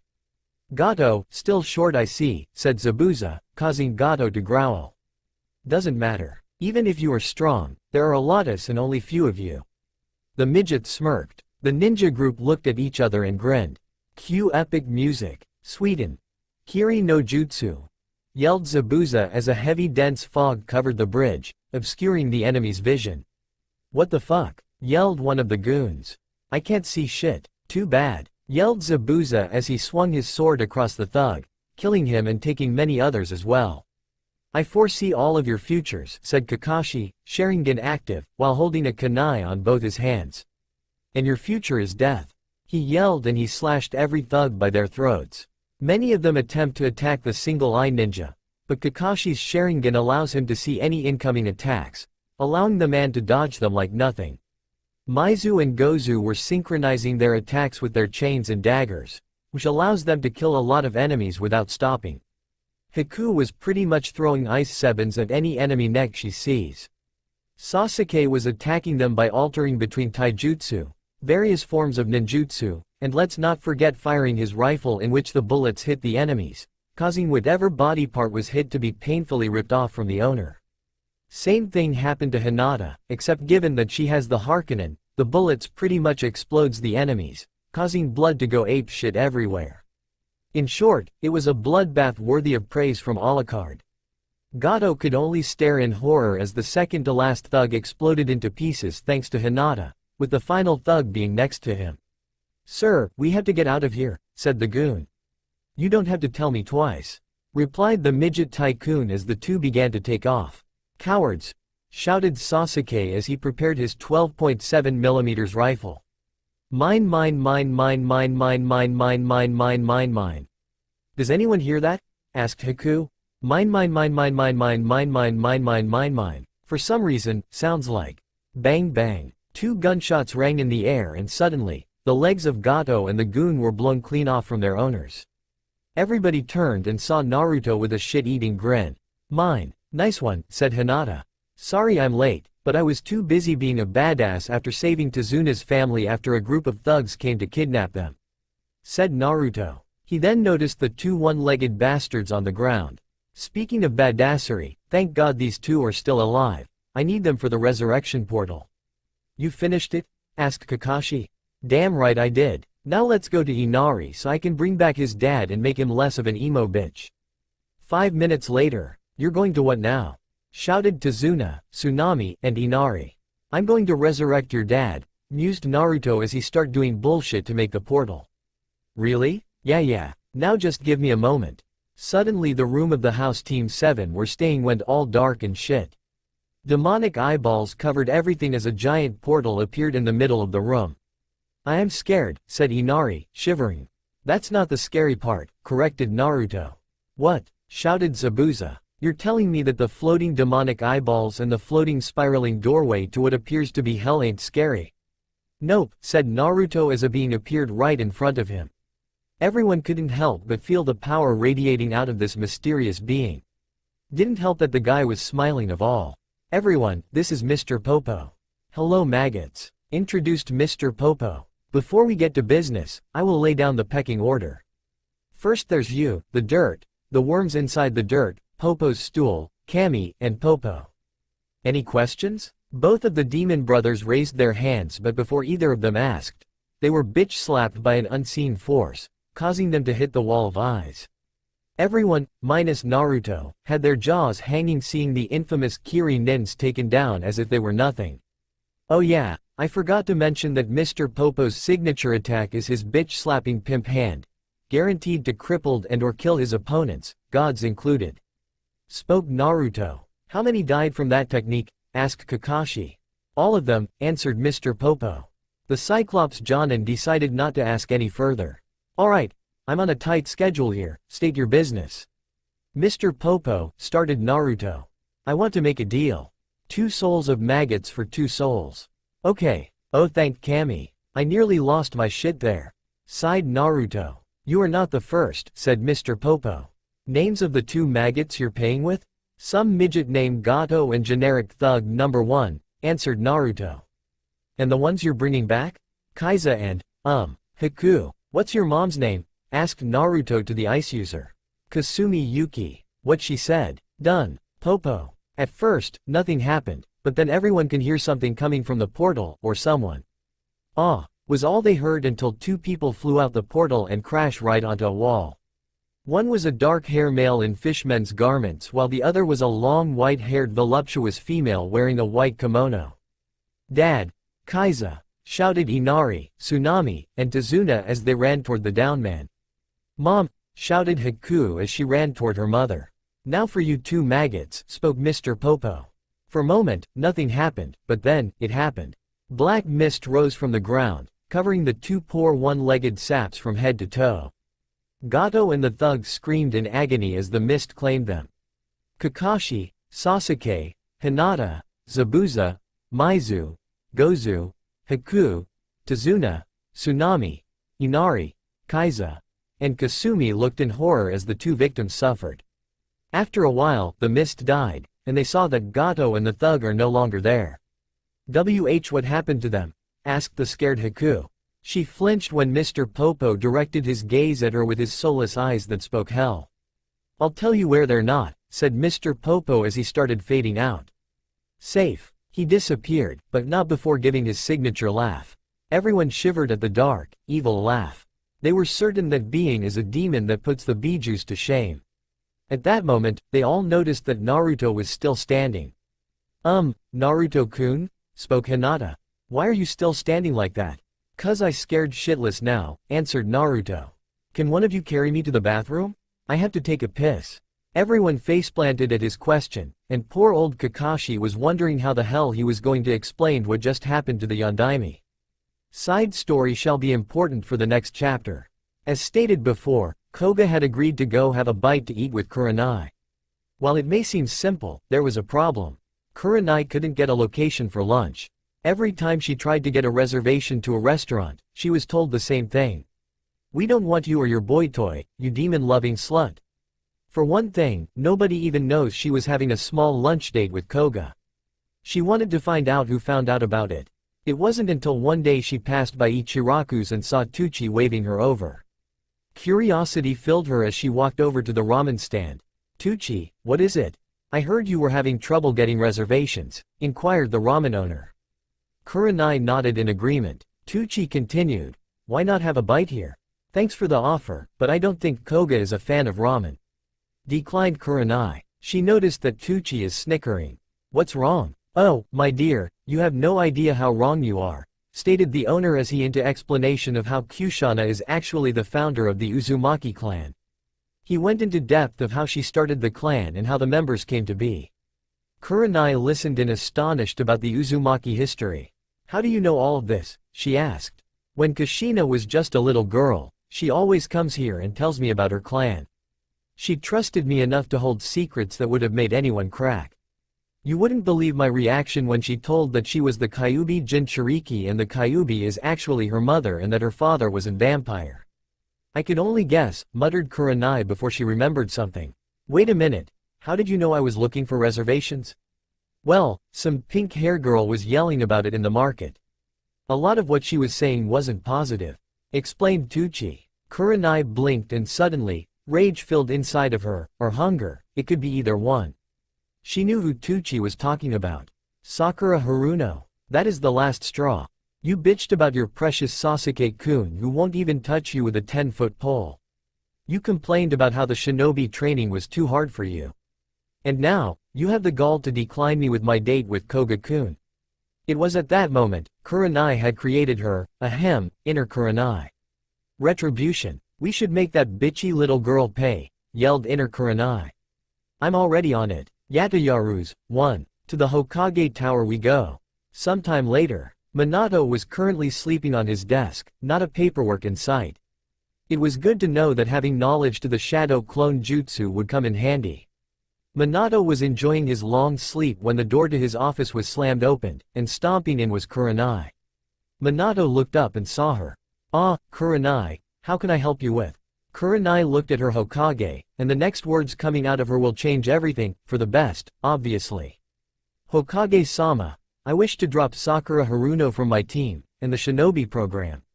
"Okay," shrugged Minato. Kurenai blinked for a moment. "Really? Yeah, gives me an excuse to piss her mom off. Although, you will have only 2 members in your team. They'll understand," assured Kurenai. Minato nodded before pulling out a sheet of paper, wrote something, then stamped it. "Alright, Sakura is no longer in the shinobi program." "Yes," yelled Kurenai as she hugged Minato and ran out the office, hugging everyone on the way. "I'm free from that pink hair banshee. Wow, she must really hate Sakura." Team 7, Zabuza's team, and Kasumi were all sprinting toward Konoha. Since none of them are civilians, they didn't have to worry about anything slowing them down. It has been a while since they left Wave Country. Naruto had resurrected Kaiza and Kasumi Yuki, Haku's mom, they all defeated Gato, and they were hailed as heroes in Wave. The bridge has been completed and Tazuna asked them to stay to name the bridge after them. After a week, which was ridiculous since they were supposed to name the bridge after a while, they decided on a name. The Great Shinobi Bridge. Although it was originally, the Great Fuck Mothering Bridge, Tazuna changed it since the last thing he needed was his grandson picking up swear words. Anyways, the large group of shinobi were heading toward Konoha. The demon brothers were talking to each other, Naruto, Hinata, and Sasuke were talking to their new friend Haku. And Kakashi was starting conversion with Zabuza and Kasumi. "So, you guys are serious about joining Konoha? What about Kiri?" "Kiri is out of the question. Right now that place is a hellhole with the civil war and all. I rather take my chances at Konoha than there," answered Zabuza. "Oh, and what about you, Kasumi?" Kakashi asked the white-hair Yuki. "Like I will come back to the place where I died," growled the woman. Kakashi stepped back a step after hearing her growl. "Okay, looks like someone is still a bit etchy about that place." Meanwhile at Konoha, Alucard and Kushana were enjoying one of their favorite pastimes, drinking at inconvenient places. So far, they had drank at 1. The Academy, 2. The Hokage's office, which lead to Hot Steamy. 3. Hiyashi's and Hikari's bedroom, also lead to. Hiyashi nearly had an aneurysm. 4. Kushina's old bedroom, also lead to, though Kushina's childhood was ruined when she saw them, especially when she saw her mother using her favorite plush doll for very adult things. Although it did give Makoto ideas. And 5. Strip clubs, surprisingly, wasn't involved. So where are they now?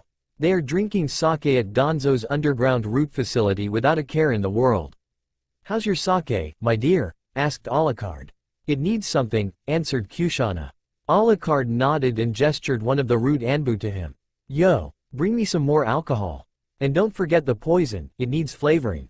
Normally, root anbu wouldn't comply to these orders, but the guy literally cannot be forced out since he can pretty much kill them all without breaking a sweat.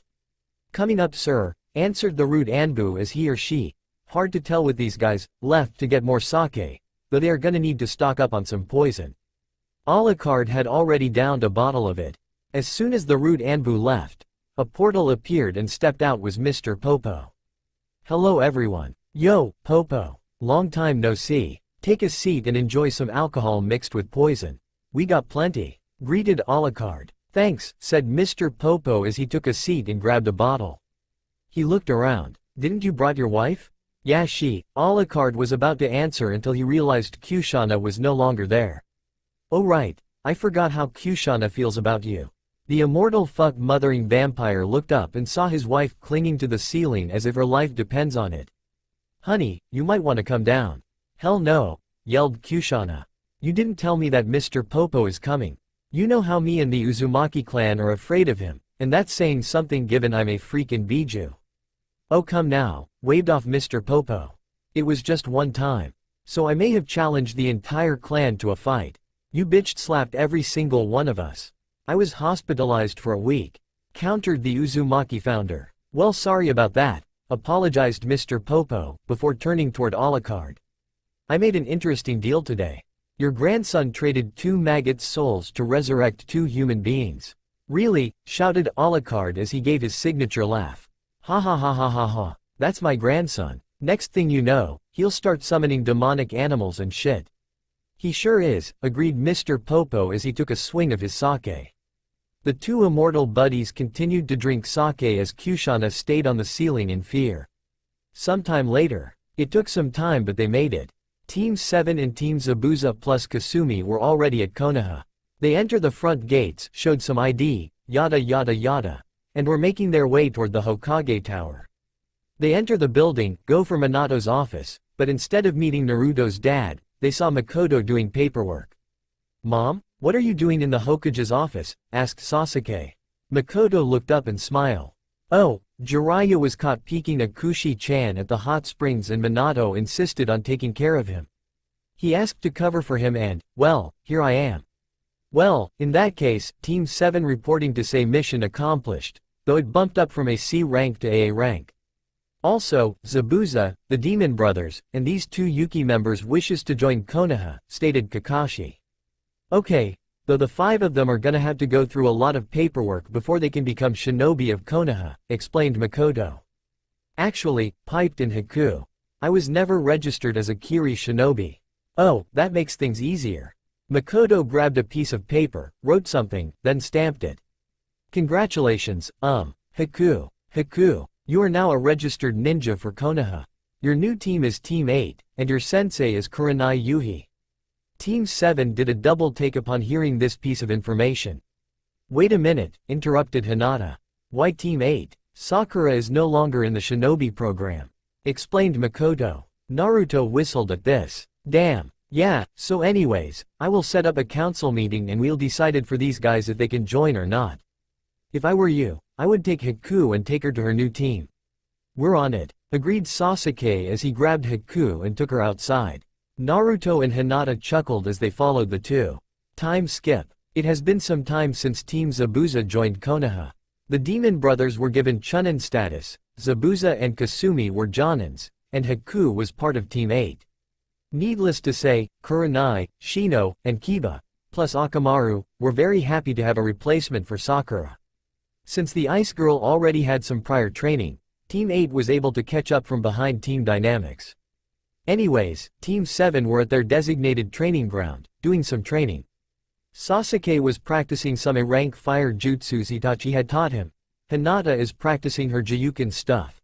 Kakashi is reading porn, and Naruto is having a standoff against a shadow clone that was holding one of his pistols. Draw! They both yelled as they aimed their pistols at each other and fired.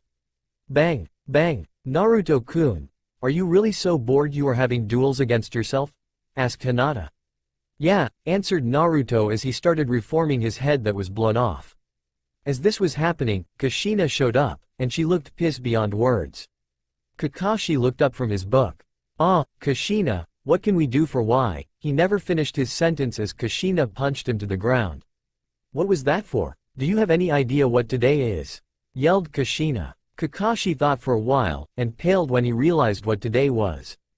The Chunin exams. "Oh shit. I can explain," frantically pleaded the Sharingan user. Wham! Only to start flying away in the air thanks to Kushina's punch.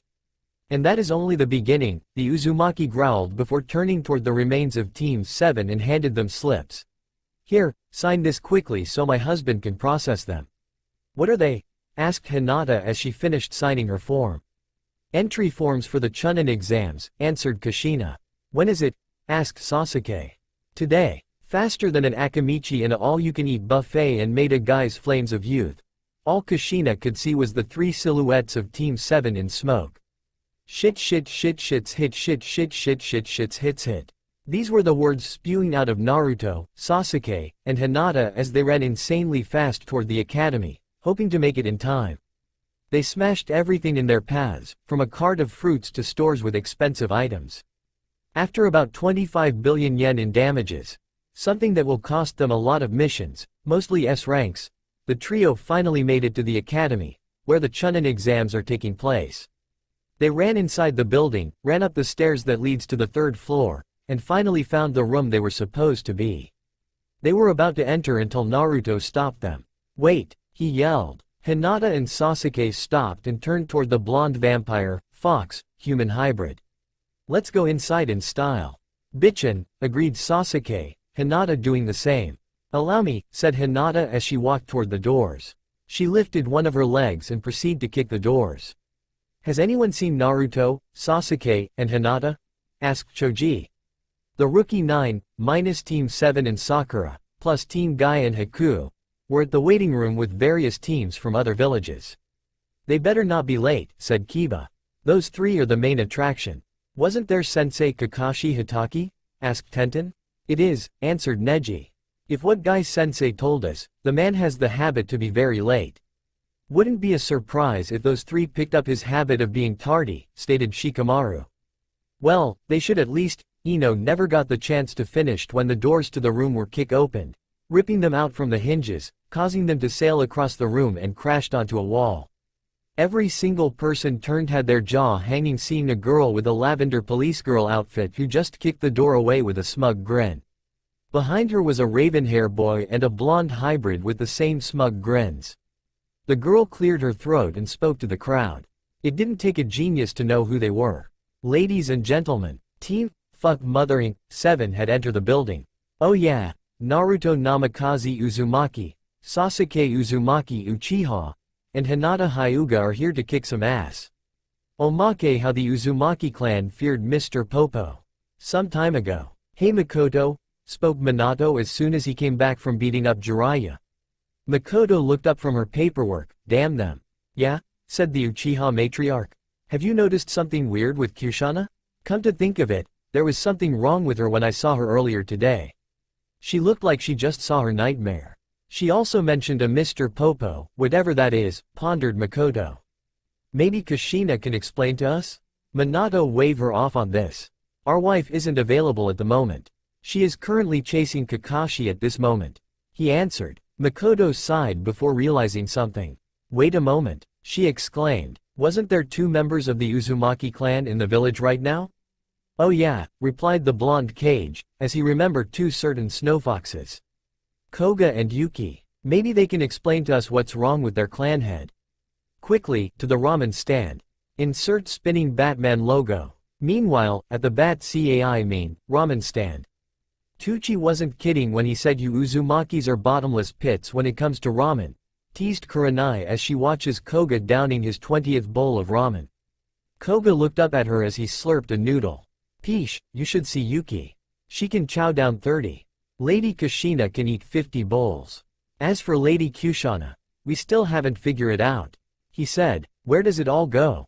Kurenai said astonished. "Sorry, clan secret," smirked Koga. After a few moments, they were approached by Minato and Makoto. "Ah, Kushina-sama's husband and wife. How can I help you too?" Koga, started Makoto. Something's strange with Kushana and we feel if you might know something. Alright, shoot, he complied. She looked like hell, almost as if she saw the devil himself. Explained Minato, only for Koga to scoff. Huh, those two are friends, trust me. I seen them being all buddy-buddy. Also, for future references, the devil is actually female. Really? Huh, small world. What about Kami? Asked Kurenai. We don't know, spoke Yuki, walking alongside with Mizuki. They were taking a walk when they saw the group and couldn't help but join in. If what Alucard told us is correct, it is currently some little green dude from space. Hey sis, waved Koga. These two are trying to figure out what's wrong with Kushana-sama. Oh, I was wondering about that, said the small busty fox. She also mentioned a Mr. Popo. Does that help? What? Yelled the siblings, shocking them. That monster in demon skin is here. Hold up, shouted Mizuki. Who's Mr. Popo? You two sound like he's a walking apocalypse or something. That term does not even come close to describing him, corrected Yuki, attempting to hide by jumping over the ramen counter. Can you at least tell us why Kushana is afraid of him? Asked Makoto. Koga looked at everyone and sighed. Alright, it all started thousands of years ago, before Alucard even met Lady Kushana. Flashback no jutsu. Uzu-Shiogakure, home of the Uzumaki clan. To the outside world, they appear as SSS rank seal masters where even newborns can do it. To those who actually knows them, they are SSS rank seal masters that are foxes from the demonic realm. Despite the fact they are demon foxes, they are actually peaceful, and nobody tries to attack them for any reason. Until he came. Currently, there is a banquet happening right now. Here, rows of tables aligned to each other, each table housing 20 members of the Uzumaki clan. In case anyone's asking, there are currently around 1,000 members now. In the front of these members was a small table, where Lady Kushana is seen sitting, eating ramen. To both her sides were two of the clan's strongest members, Koga and Yuki, both wearing standard Uzumaki armor. Lady Kushana, spoke Yuki. Kushana stopped eating and looked at the lowly-sized kitsune. Permission to speak freely? Granted, nodded Kushana. Something's coming, Yuki said seriously. She's right, confirmed Koga. Its power is insanely high. I'm afraid to say that it is even stronger than you. I was afraid of that. Somberly said Kushana as she cleared her throat, earning her the entire clan's attention. Attention everyone, I know all of you felt the enormous power spike as of now.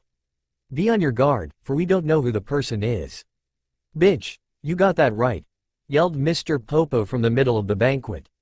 This caused alarm to the entire clan, making them jumping out of their tables and in front of their clan leader to protect her. Who the fuck are you? Ordered one of the members. Mr. Popo. Well, Mr. Popo, snarled Kushana. Any reason why you interrupted my banquet? To say she was pissed was an understatement. This being had the gall to interrupt the ceremony while she was enjoying her steaming bowl of ramen. Ramen. No sane being was stupid to come between an Uzumaki and her ramen. Oh nothing, just bitch slapping all the maggots I see. Smiled Mr. Popo. His answer caused many of the members to growl at him.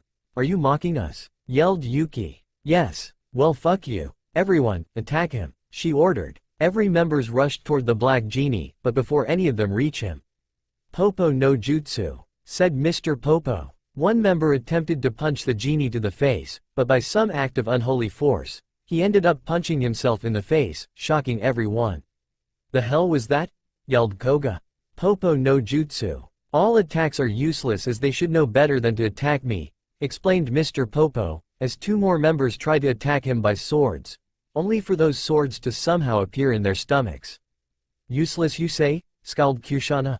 She lifted her hand up and on her palm was a kanji that said, revert. What if I take away said attack? She shunshin in front of Mr. Popo and slammed her hand on the ground in front of him. Revert. She never noticed Mr. Popo lift up his hand. Slap. All was quiet as every Uzumaki witnessed their leader being sent across the yard and crashing onto a wall. All of them couldn't believe that Lady Kushana could be attacked in that way. Lady Kyushana, yelled both Yuki and Koga as they both turned to snarled at Mr. Popo, who in turn continued to smile at them. You bastard. Huh? Laughed the dark genie. Tell you what, on my next attack, I will only use one move. How's that? Fuck that. yelled the Snow siblings as chakra began to overflow them. Their kitsune features such as their whiskers and fangs began more feral looking as their chakra went through the roof. He's done it now. Mr. Popo heard one of the members.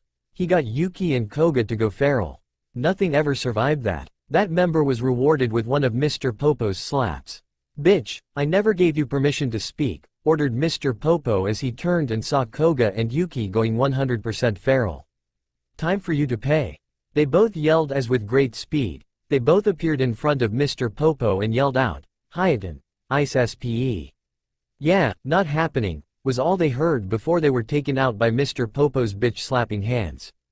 End flashback. Wait, you were taken out by a bitch slap despite the fact you two were feral, said a disbelief Minato. Wait a minute, what happens when you two go feral? Well, started Yuki. Our chakra rises tenfold, our strength increases, and our pain resistance rises so high you need S-rank jutsus for us to feel anything. Damn, mused Mizuki. I'm shocked that you two are actually personal bodyguards to Kushana, said Kurenai. Wait, what happened after that? Asked Makoto. Well, it turns out we were in a coma for a month before we woke to see the entire clan compound in shambles. Bodhi were everywhere, limbs were hanging, and Lady Kushana was at a random corner muttering something about a pecking order. I'm surprised we're all still alive after that, answered Koga. Quick question, said Mizuki. Is Mr. Popo this high, black, dresses like a genie, and has eyes that stared into the very bottom of your soul? Yeah, replied Yuki. Why? He's standing behind you too. The Chunin answered. The Snow siblings whipped their heads and sure enough, the very being that caused their clan misery was standing right there, smiling. Two screams can be heard all over the elemental nations. To say that everyone was stunned was an understatement. One moment, they were all hyped up for the Chunin exams, the next, this ninja team that consists of a white police Hyuga, a smug-looking Uchiha, and an even more smug-looking blonde fox hybrid just strolled in, acting as if they own the place. Oh wait, they do. What up, my bitches? Shouted Naruto, smirking at all the idiots in the room who looked pissed at his statement. Meh, not like they can do shit to him. He and his team are fuck-mothering badasses. The fuck you called us? Shouted one of the foreign ninjas. Bitches, that's what I called you faggots, answered Naruto. Meanwhile, Sasuke and Hinata made their way toward their friends. Hey guys, how's it going? Asked the Uzumaki Uchiha. Oh you know, just waiting around, hoping for this to be over with, still single. You? Said Ino. Same thing, and no, I'm not going on a date with you.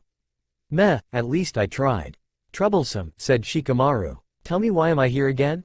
Chunin exams, said Choji, eating some chips. That and your mom threatened you, again. Remind me to move out of the house when this is over. Okay, agreed Choji, who then turned toward Team 8. How you guys been? Well, we were able to catch up from behind since Haku joined, said Kiba. Akamaru barked in agreement. Shino was about to nod until he sensed something. I sensed something, he said. Something I haven't felt since. Well, if it isn't my former team, said a haughty voice. Oh son of a bitch, muttered Kiba as the group turned and saw Sakura with two unknown ninjas wearing blank masks. What the hell are you doing here, Haruno? Last I remember, you were dropped from the shinobi program. Oh, someone offer me a chance to join the program again, smirked Sakura. Bullshit. Everyone huddle, said Tenten. Team 7, 8, 9, and Guy huddled together to discuss. Who wants to bet that some of the corrupted side of the civilian council is responsible? It could also be Danzo, pointed Lee. His unyouthful ways of attempting to make Naruto-kun's family into weapons could be part of it. What are you guys talking about? Spoke Naruto, who just appeared out of nowhere. Look over there, pointed Hinata. Naruto looked where his girlfriend pointed and growled. How the fuck is she here? Well, explained Neji. It could be either the corrupted civilian council or Danzo. Remind me to piss them off. Can you guys keep it down, you're causing a scene. Everyone turned to see a glass-wearing, silver-hair teen. I would say you're angering some of the nins here, but the blonde one already did that with his outburst. I regret nothing, smugly said Naruto. So who are you? Name's Kabuto Yakushi, and this is my 7th time taking the exam.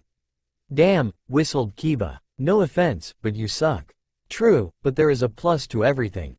Kabuto reached into his pocket and pulled out a stack of cards.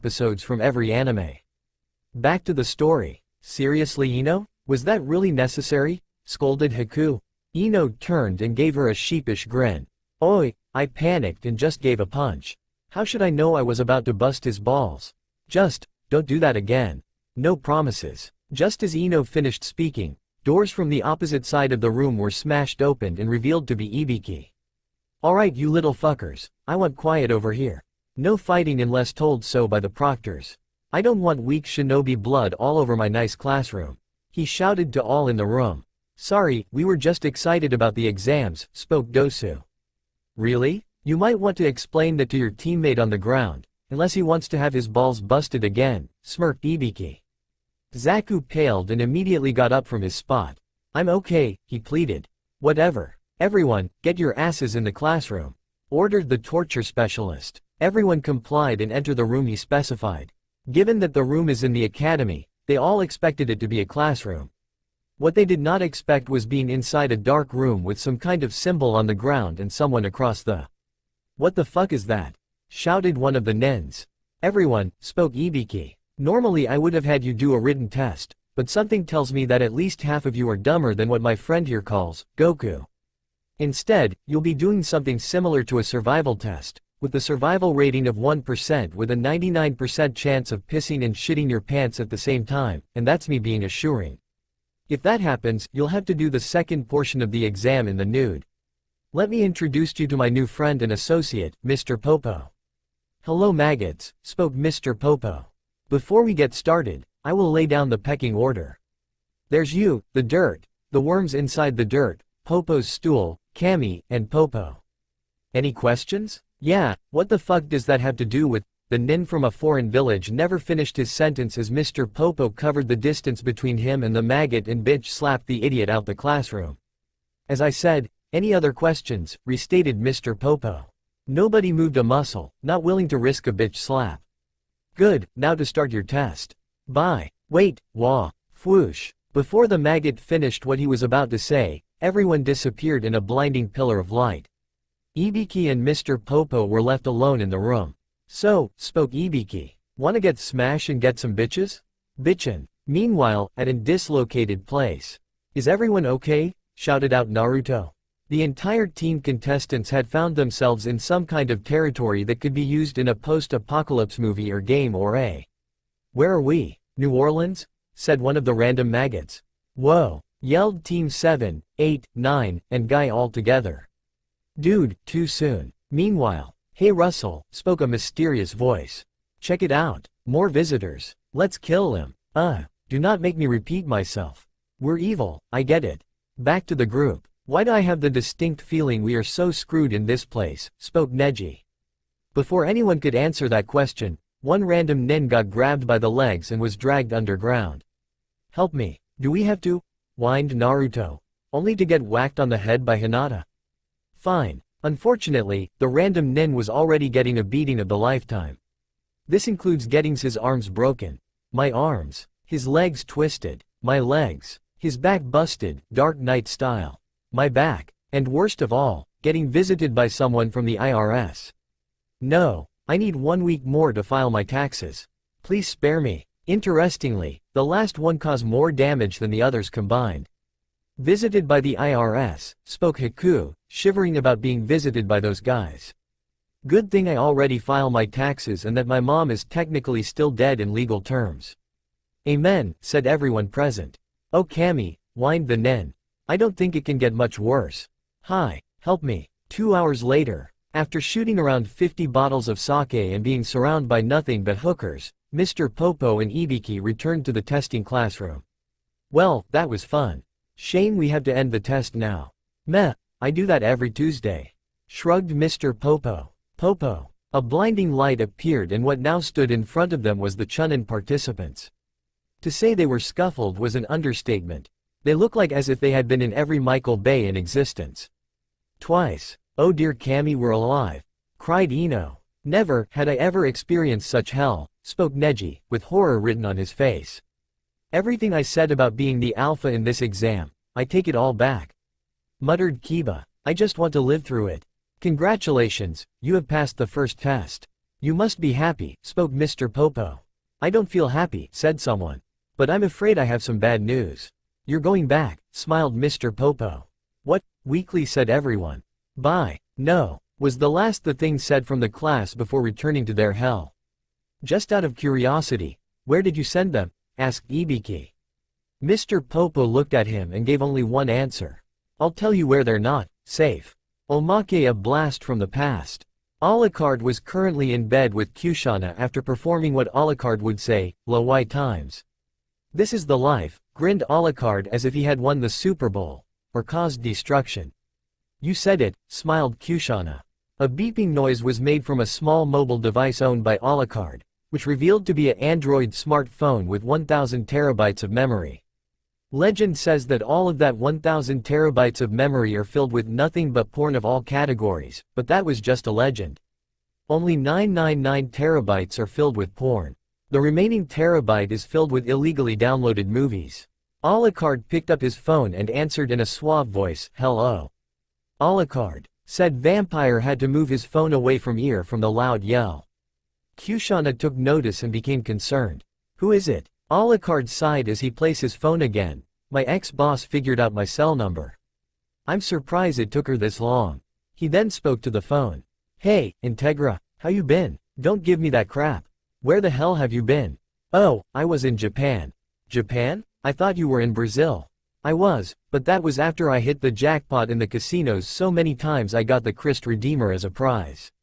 I'm not going to ask about that. Anyways, why haven't you reported back in? I was on a short break.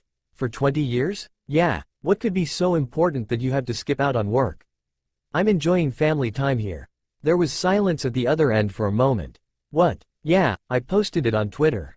I have a fox demon with the biggest tits you'll ever see as my wife, my adorable little hell spawn that is my daughter, who is married to a man and a woman, and not to mention her little hell spawn that is my grandson who is my very liking when it comes to being an asshole against dumbasses.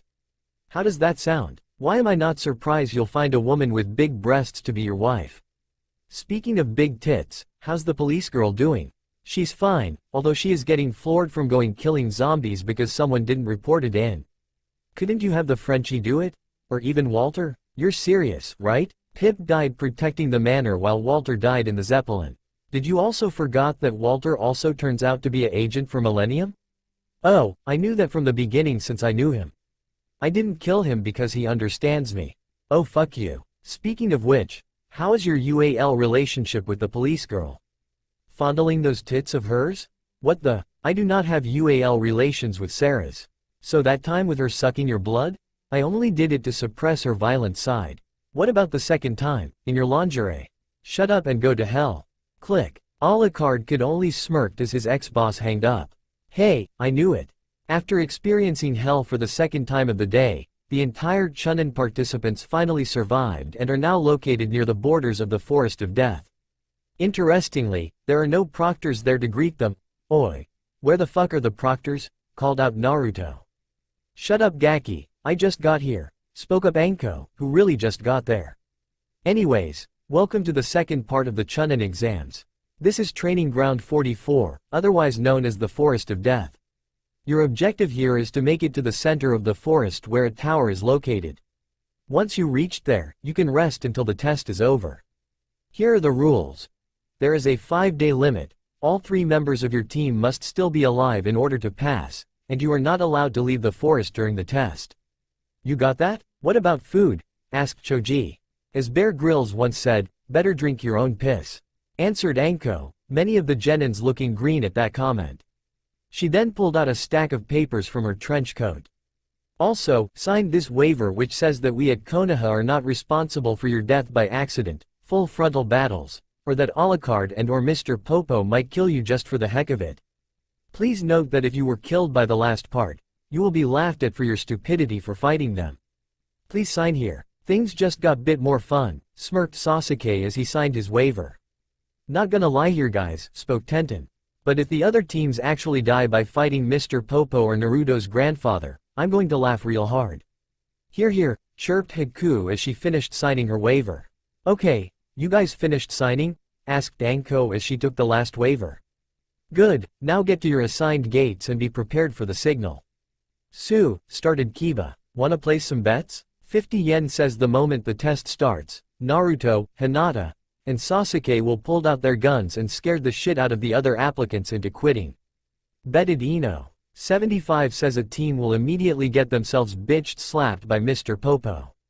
Wagered Haku. 100 says a team would in the same place Alucard would be when he is taking a walk. Spoke Choji. 150,000 says all 3 of above happens, said Tenten. Oh, we'll take that bet. Is every single one of you brats ready? Yelled Anko. There were plenty of nods.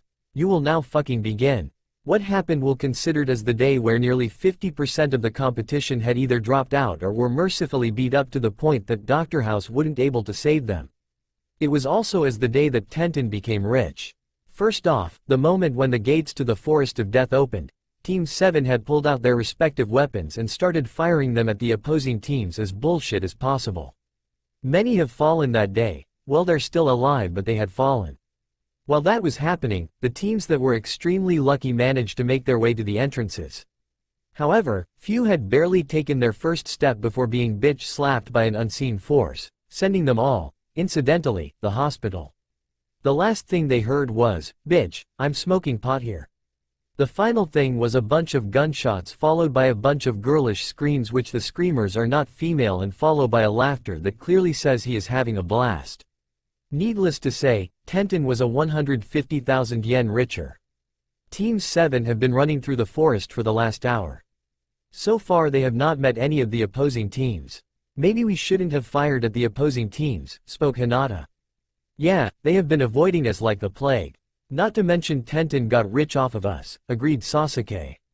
Naruto was about to say something but was suddenly blown away from a high-power wind jutsu. Sasuke could only blink at this.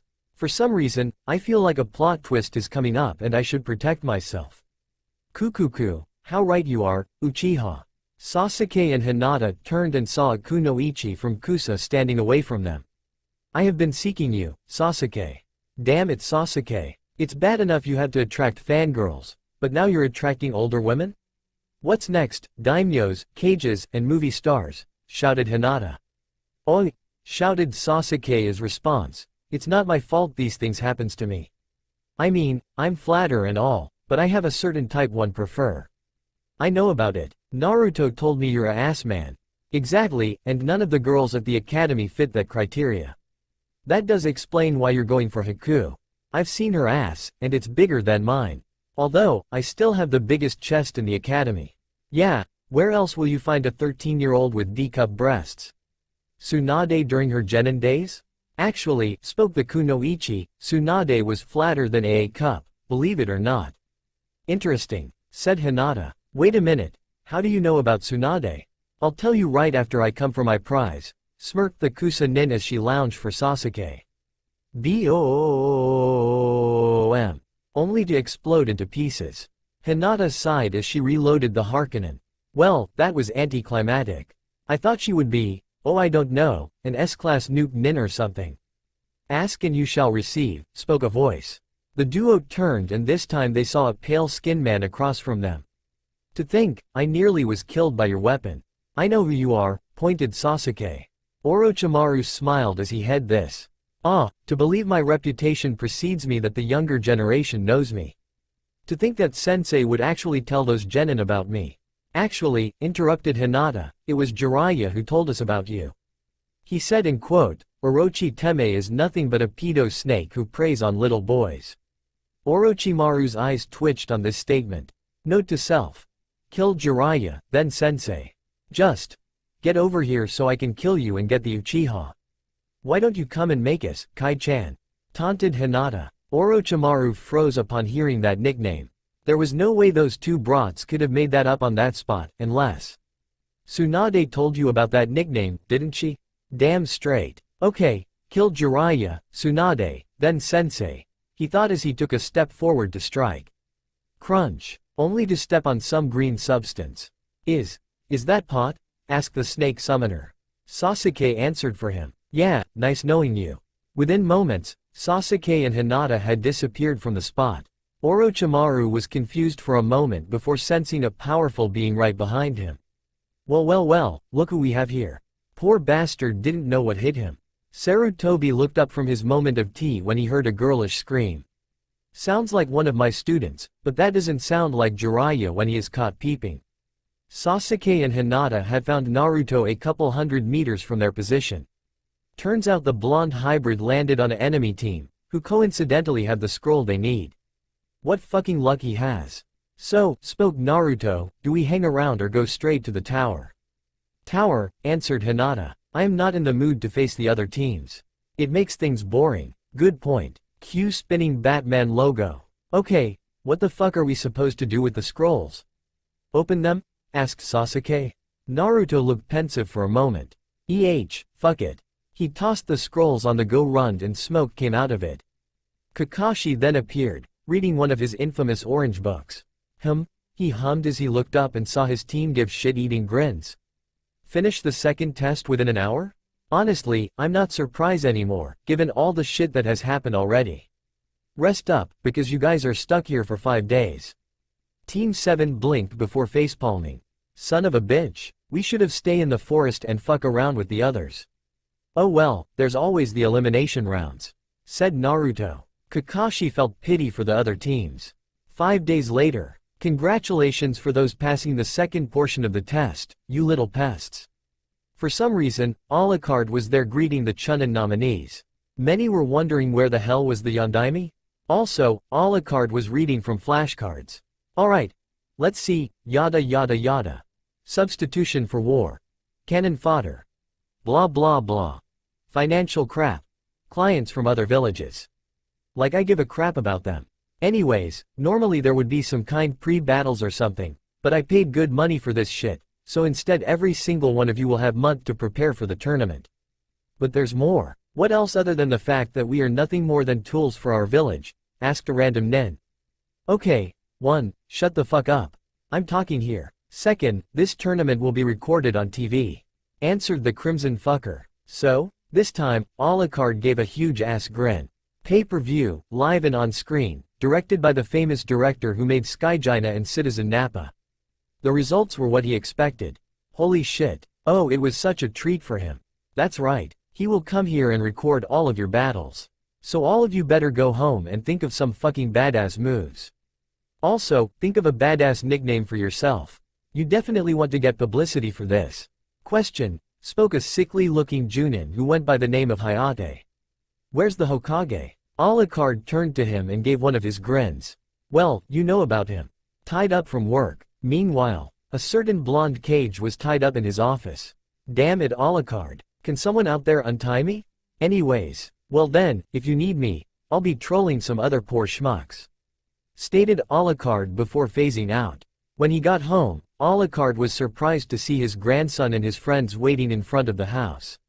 Holy black of a Sabbath, how did you guys beat me here? Deus ex machina, answered his grandson. Makes sense, shrugged the crimson fucker. Now, what's going on? Alucard-san, spoke Hinata. We wish to ask you for further training. Oh come on, isn't your guns overpower enough to make you guys kick ass? We got bored, answered Sasuke. Alucard facepalmed at this. Damn, oh well, I was hoping to save this for a rainy day, but what the hell. I can get a friend of mine to teach you a thing or two. Mainly involves blowing shit up and rivaling your enemies with powers that can rival gods themselves, minus my friend of course. Gurren Lagann? Alucard laughed at this. Huh. Sorry, but you guys aren't ready to handle things so awesome they can break the laws of reality. That leaves the other option. Who is this friend of yours? Asked Neji. Alucard simple said 2 words. Mr. Popo. Well, we're fucked, groaned Naruto. Oh yeah, Granny says you have visitors. One who looks like a Protestant woman with no tits and ass, while the other could possibly be my dad's sister, only British and with huge tits. Son of a bitch, they found me. Oh well, let's get this over with. Groaned Alucard as he went inside. The group could hear him speak. Hey Integra, police girl, how you 2 lesbos been? Bang, wow, spoke Choji. Barely 2 seconds and already he pissed someone off. That was his former boss. I'm surprised she didn't order a hit on him, explained Naruto. Anyways, where can we find Mr. Popo? Right here maggot. Everyone's heads turned and saw Mr. Popo, smiling as usual. We're gonna have a fun time. I should prepare a will just in case, muttered Ino. Popo. Bink, bink. Here we are, said Mr. Popo. The hyperbolic time chamber. I feel like we're missing a joke here or something, stated Tenten. Anywho, what do we do? Everyone, we shall now enter, instructed their leader. Everyone complied and entered the HTC. Once inside, they can't help but fear under the sheer room of nothingness. Pure, unadulterated, nothingness. It's so empty, uttered Hinata. It's void of all life, whispered Neji. Lee passed out due to the fact that there was no evidence of youth in there. Shino showed the most emotion at the time. He sweated. Naruto then called for attention. Okay, if I remember correctly, for every day that happens outside, a year passes here. Though how long we'll be here is up to Mr. Po. Whatever, Mr. Popo, is went lost to words when the whole group was bitch-slapped in great distance from their original point. Standing behind was Mr. Popo. Shame, barely day 1 and they weren't ready. It was going to be a long training regiment. 1 month later, it was a grand day today, for today it is the concluding part of the Chunin exams. The stadium where the exams are held are being filled by thousands of people. Daimyos, clients and such are also coming, scoping out potential shinobis to hire. Hell, even the cages are coming as well, from the Mizukage Mei, to the Reikage A, to the Tsuchikage Anuki, to the obviously fake Case Cage, who is Orochimaru. All participants of the exams are standing in the middle, from Team Sound to Team Subaku to Team whatever Sakura is in to Team Sei. Wait a minute, didn't they spend a whole month in the hyperbolic time chamber? Shouldn't those guys be 40? Oh wait, Dragon Balls, never mind. To the side was a certain bald model, director for a Saiyan. Ladies and gentlemen, the author proudly presents Nappa. Hummed Nappa as he is positioning the camera. A little to the left and I should be able to record everything that's happening. He felt someone phasing and turned to see Alucard. Hey Alucard, thanks for the tip on this tournament. No sweat big guy. After all, who wouldn't watch kids beat the shit out of each other? Later. Hello, and welcome to the concluding part of the Chunin exams. I'm your host, Nappa, spoke Nappa to the camera. Now, let's see the contestants of this match. There was a giant-ass plasma TV, courtesy of Alucard, that started choosing the names of the fighters. Sasuke Uchiha, Uchiha's fire. Simple, yet effective, mused the Uchiha as he walked toward the battlegrounds. Yoroi, touches people. I'll kill whoever wrote that, darkly muttered Yoroi as he went down as well. Okay, is both sides ready? Called out Nappa. Both nodded. Begin. Wham! It was over when Sasuke gave a simple punch to Yoroi, who flew toward the sky and disappeared. Wow, how anticlimactic. Boring. I want to see some real action. Jeered Nappa. Not my problem that guy was weak, Sasuke as he went back toward the stands. He looked up to see who else is fighting. Ino Yamanaka. Why? Seems about right, agreed Ino. Choji Akamichi. Kirby's best friend. I accept that statement, said Choji. Can both fighters come down? Called out Nappa. When the two came, he continued, begin. This time, there is a battle. Choji and Ino exploded forwards and started blamming punches and kicks with enough force to level a mountain, which wasn't surprising given on who was the one that trained them. The audience was awed at such power they were wondering if they were even humans. Surely the rumblings of the ground moving is obvious. The battle ended when Ino grabbed Choji by the arm and threw him out the ring. Unfortunately for her, Choji used his family jutsu to expand his arm and sucker pooched Ino out as well, leading to a double knockout. This time, Nappa was pleased with results. Now this is money well spent, he said. We got a double knockout. The crowd's roaring cheers tells him he is gonna have high ratings. The screen showed the next fighters. Gaara no Subaku, master of Sand Fu. Gaara stayed quiet as he sunshined toward the field. He looked up to see his opponent. Kabuto Yakushi. He has Yu-Gi-Oh cards. I take them out one time and now I never hear the end of it. Snarked Kabuto as he went toward the field. Meanwhile, Lady Kushana, not to be the one to state the obvious, but isn't the Gaara kid the host to one of your siblings? Asked Yuki. The matriarch of the Uzumaki turned to her trust bodyguard and answered, yes he is. He holds the youngest of the tail beasts, Sanako, otherwise known as Shukaku. Isn't she unstable? Asked Koga. No, it turns out every other hosts in Suna had crappy seal masters, which lead to crappy seals. I'm surprised Gaara hasn't self-destructed yet. Good thing I offer to fix it, and improve it as well. The two Hyeten siblings looked at each other and asked at the same time. Define improve. To the battle. Are both sides ready? Called Nappa. Seeing both fighters nodding, he continued. Okay, begin. Without hesitation, Gaara went through a couple of hand signs. As he did this he spoke, summoning, Shukaku. To his siblings. What the fuck did they just heard? Is he summoning the Shukaku? Yelled Kankuro. He wasn't supposed to use it yet. Agreed Tamari. The siblings watched in horror as Gaara slammed his hand to the ground, initiating the summons. They watch as smoke poofed out. And what came out shocked them. They were expecting a giant one-tailed tanuki to start rampaging the moment it came out.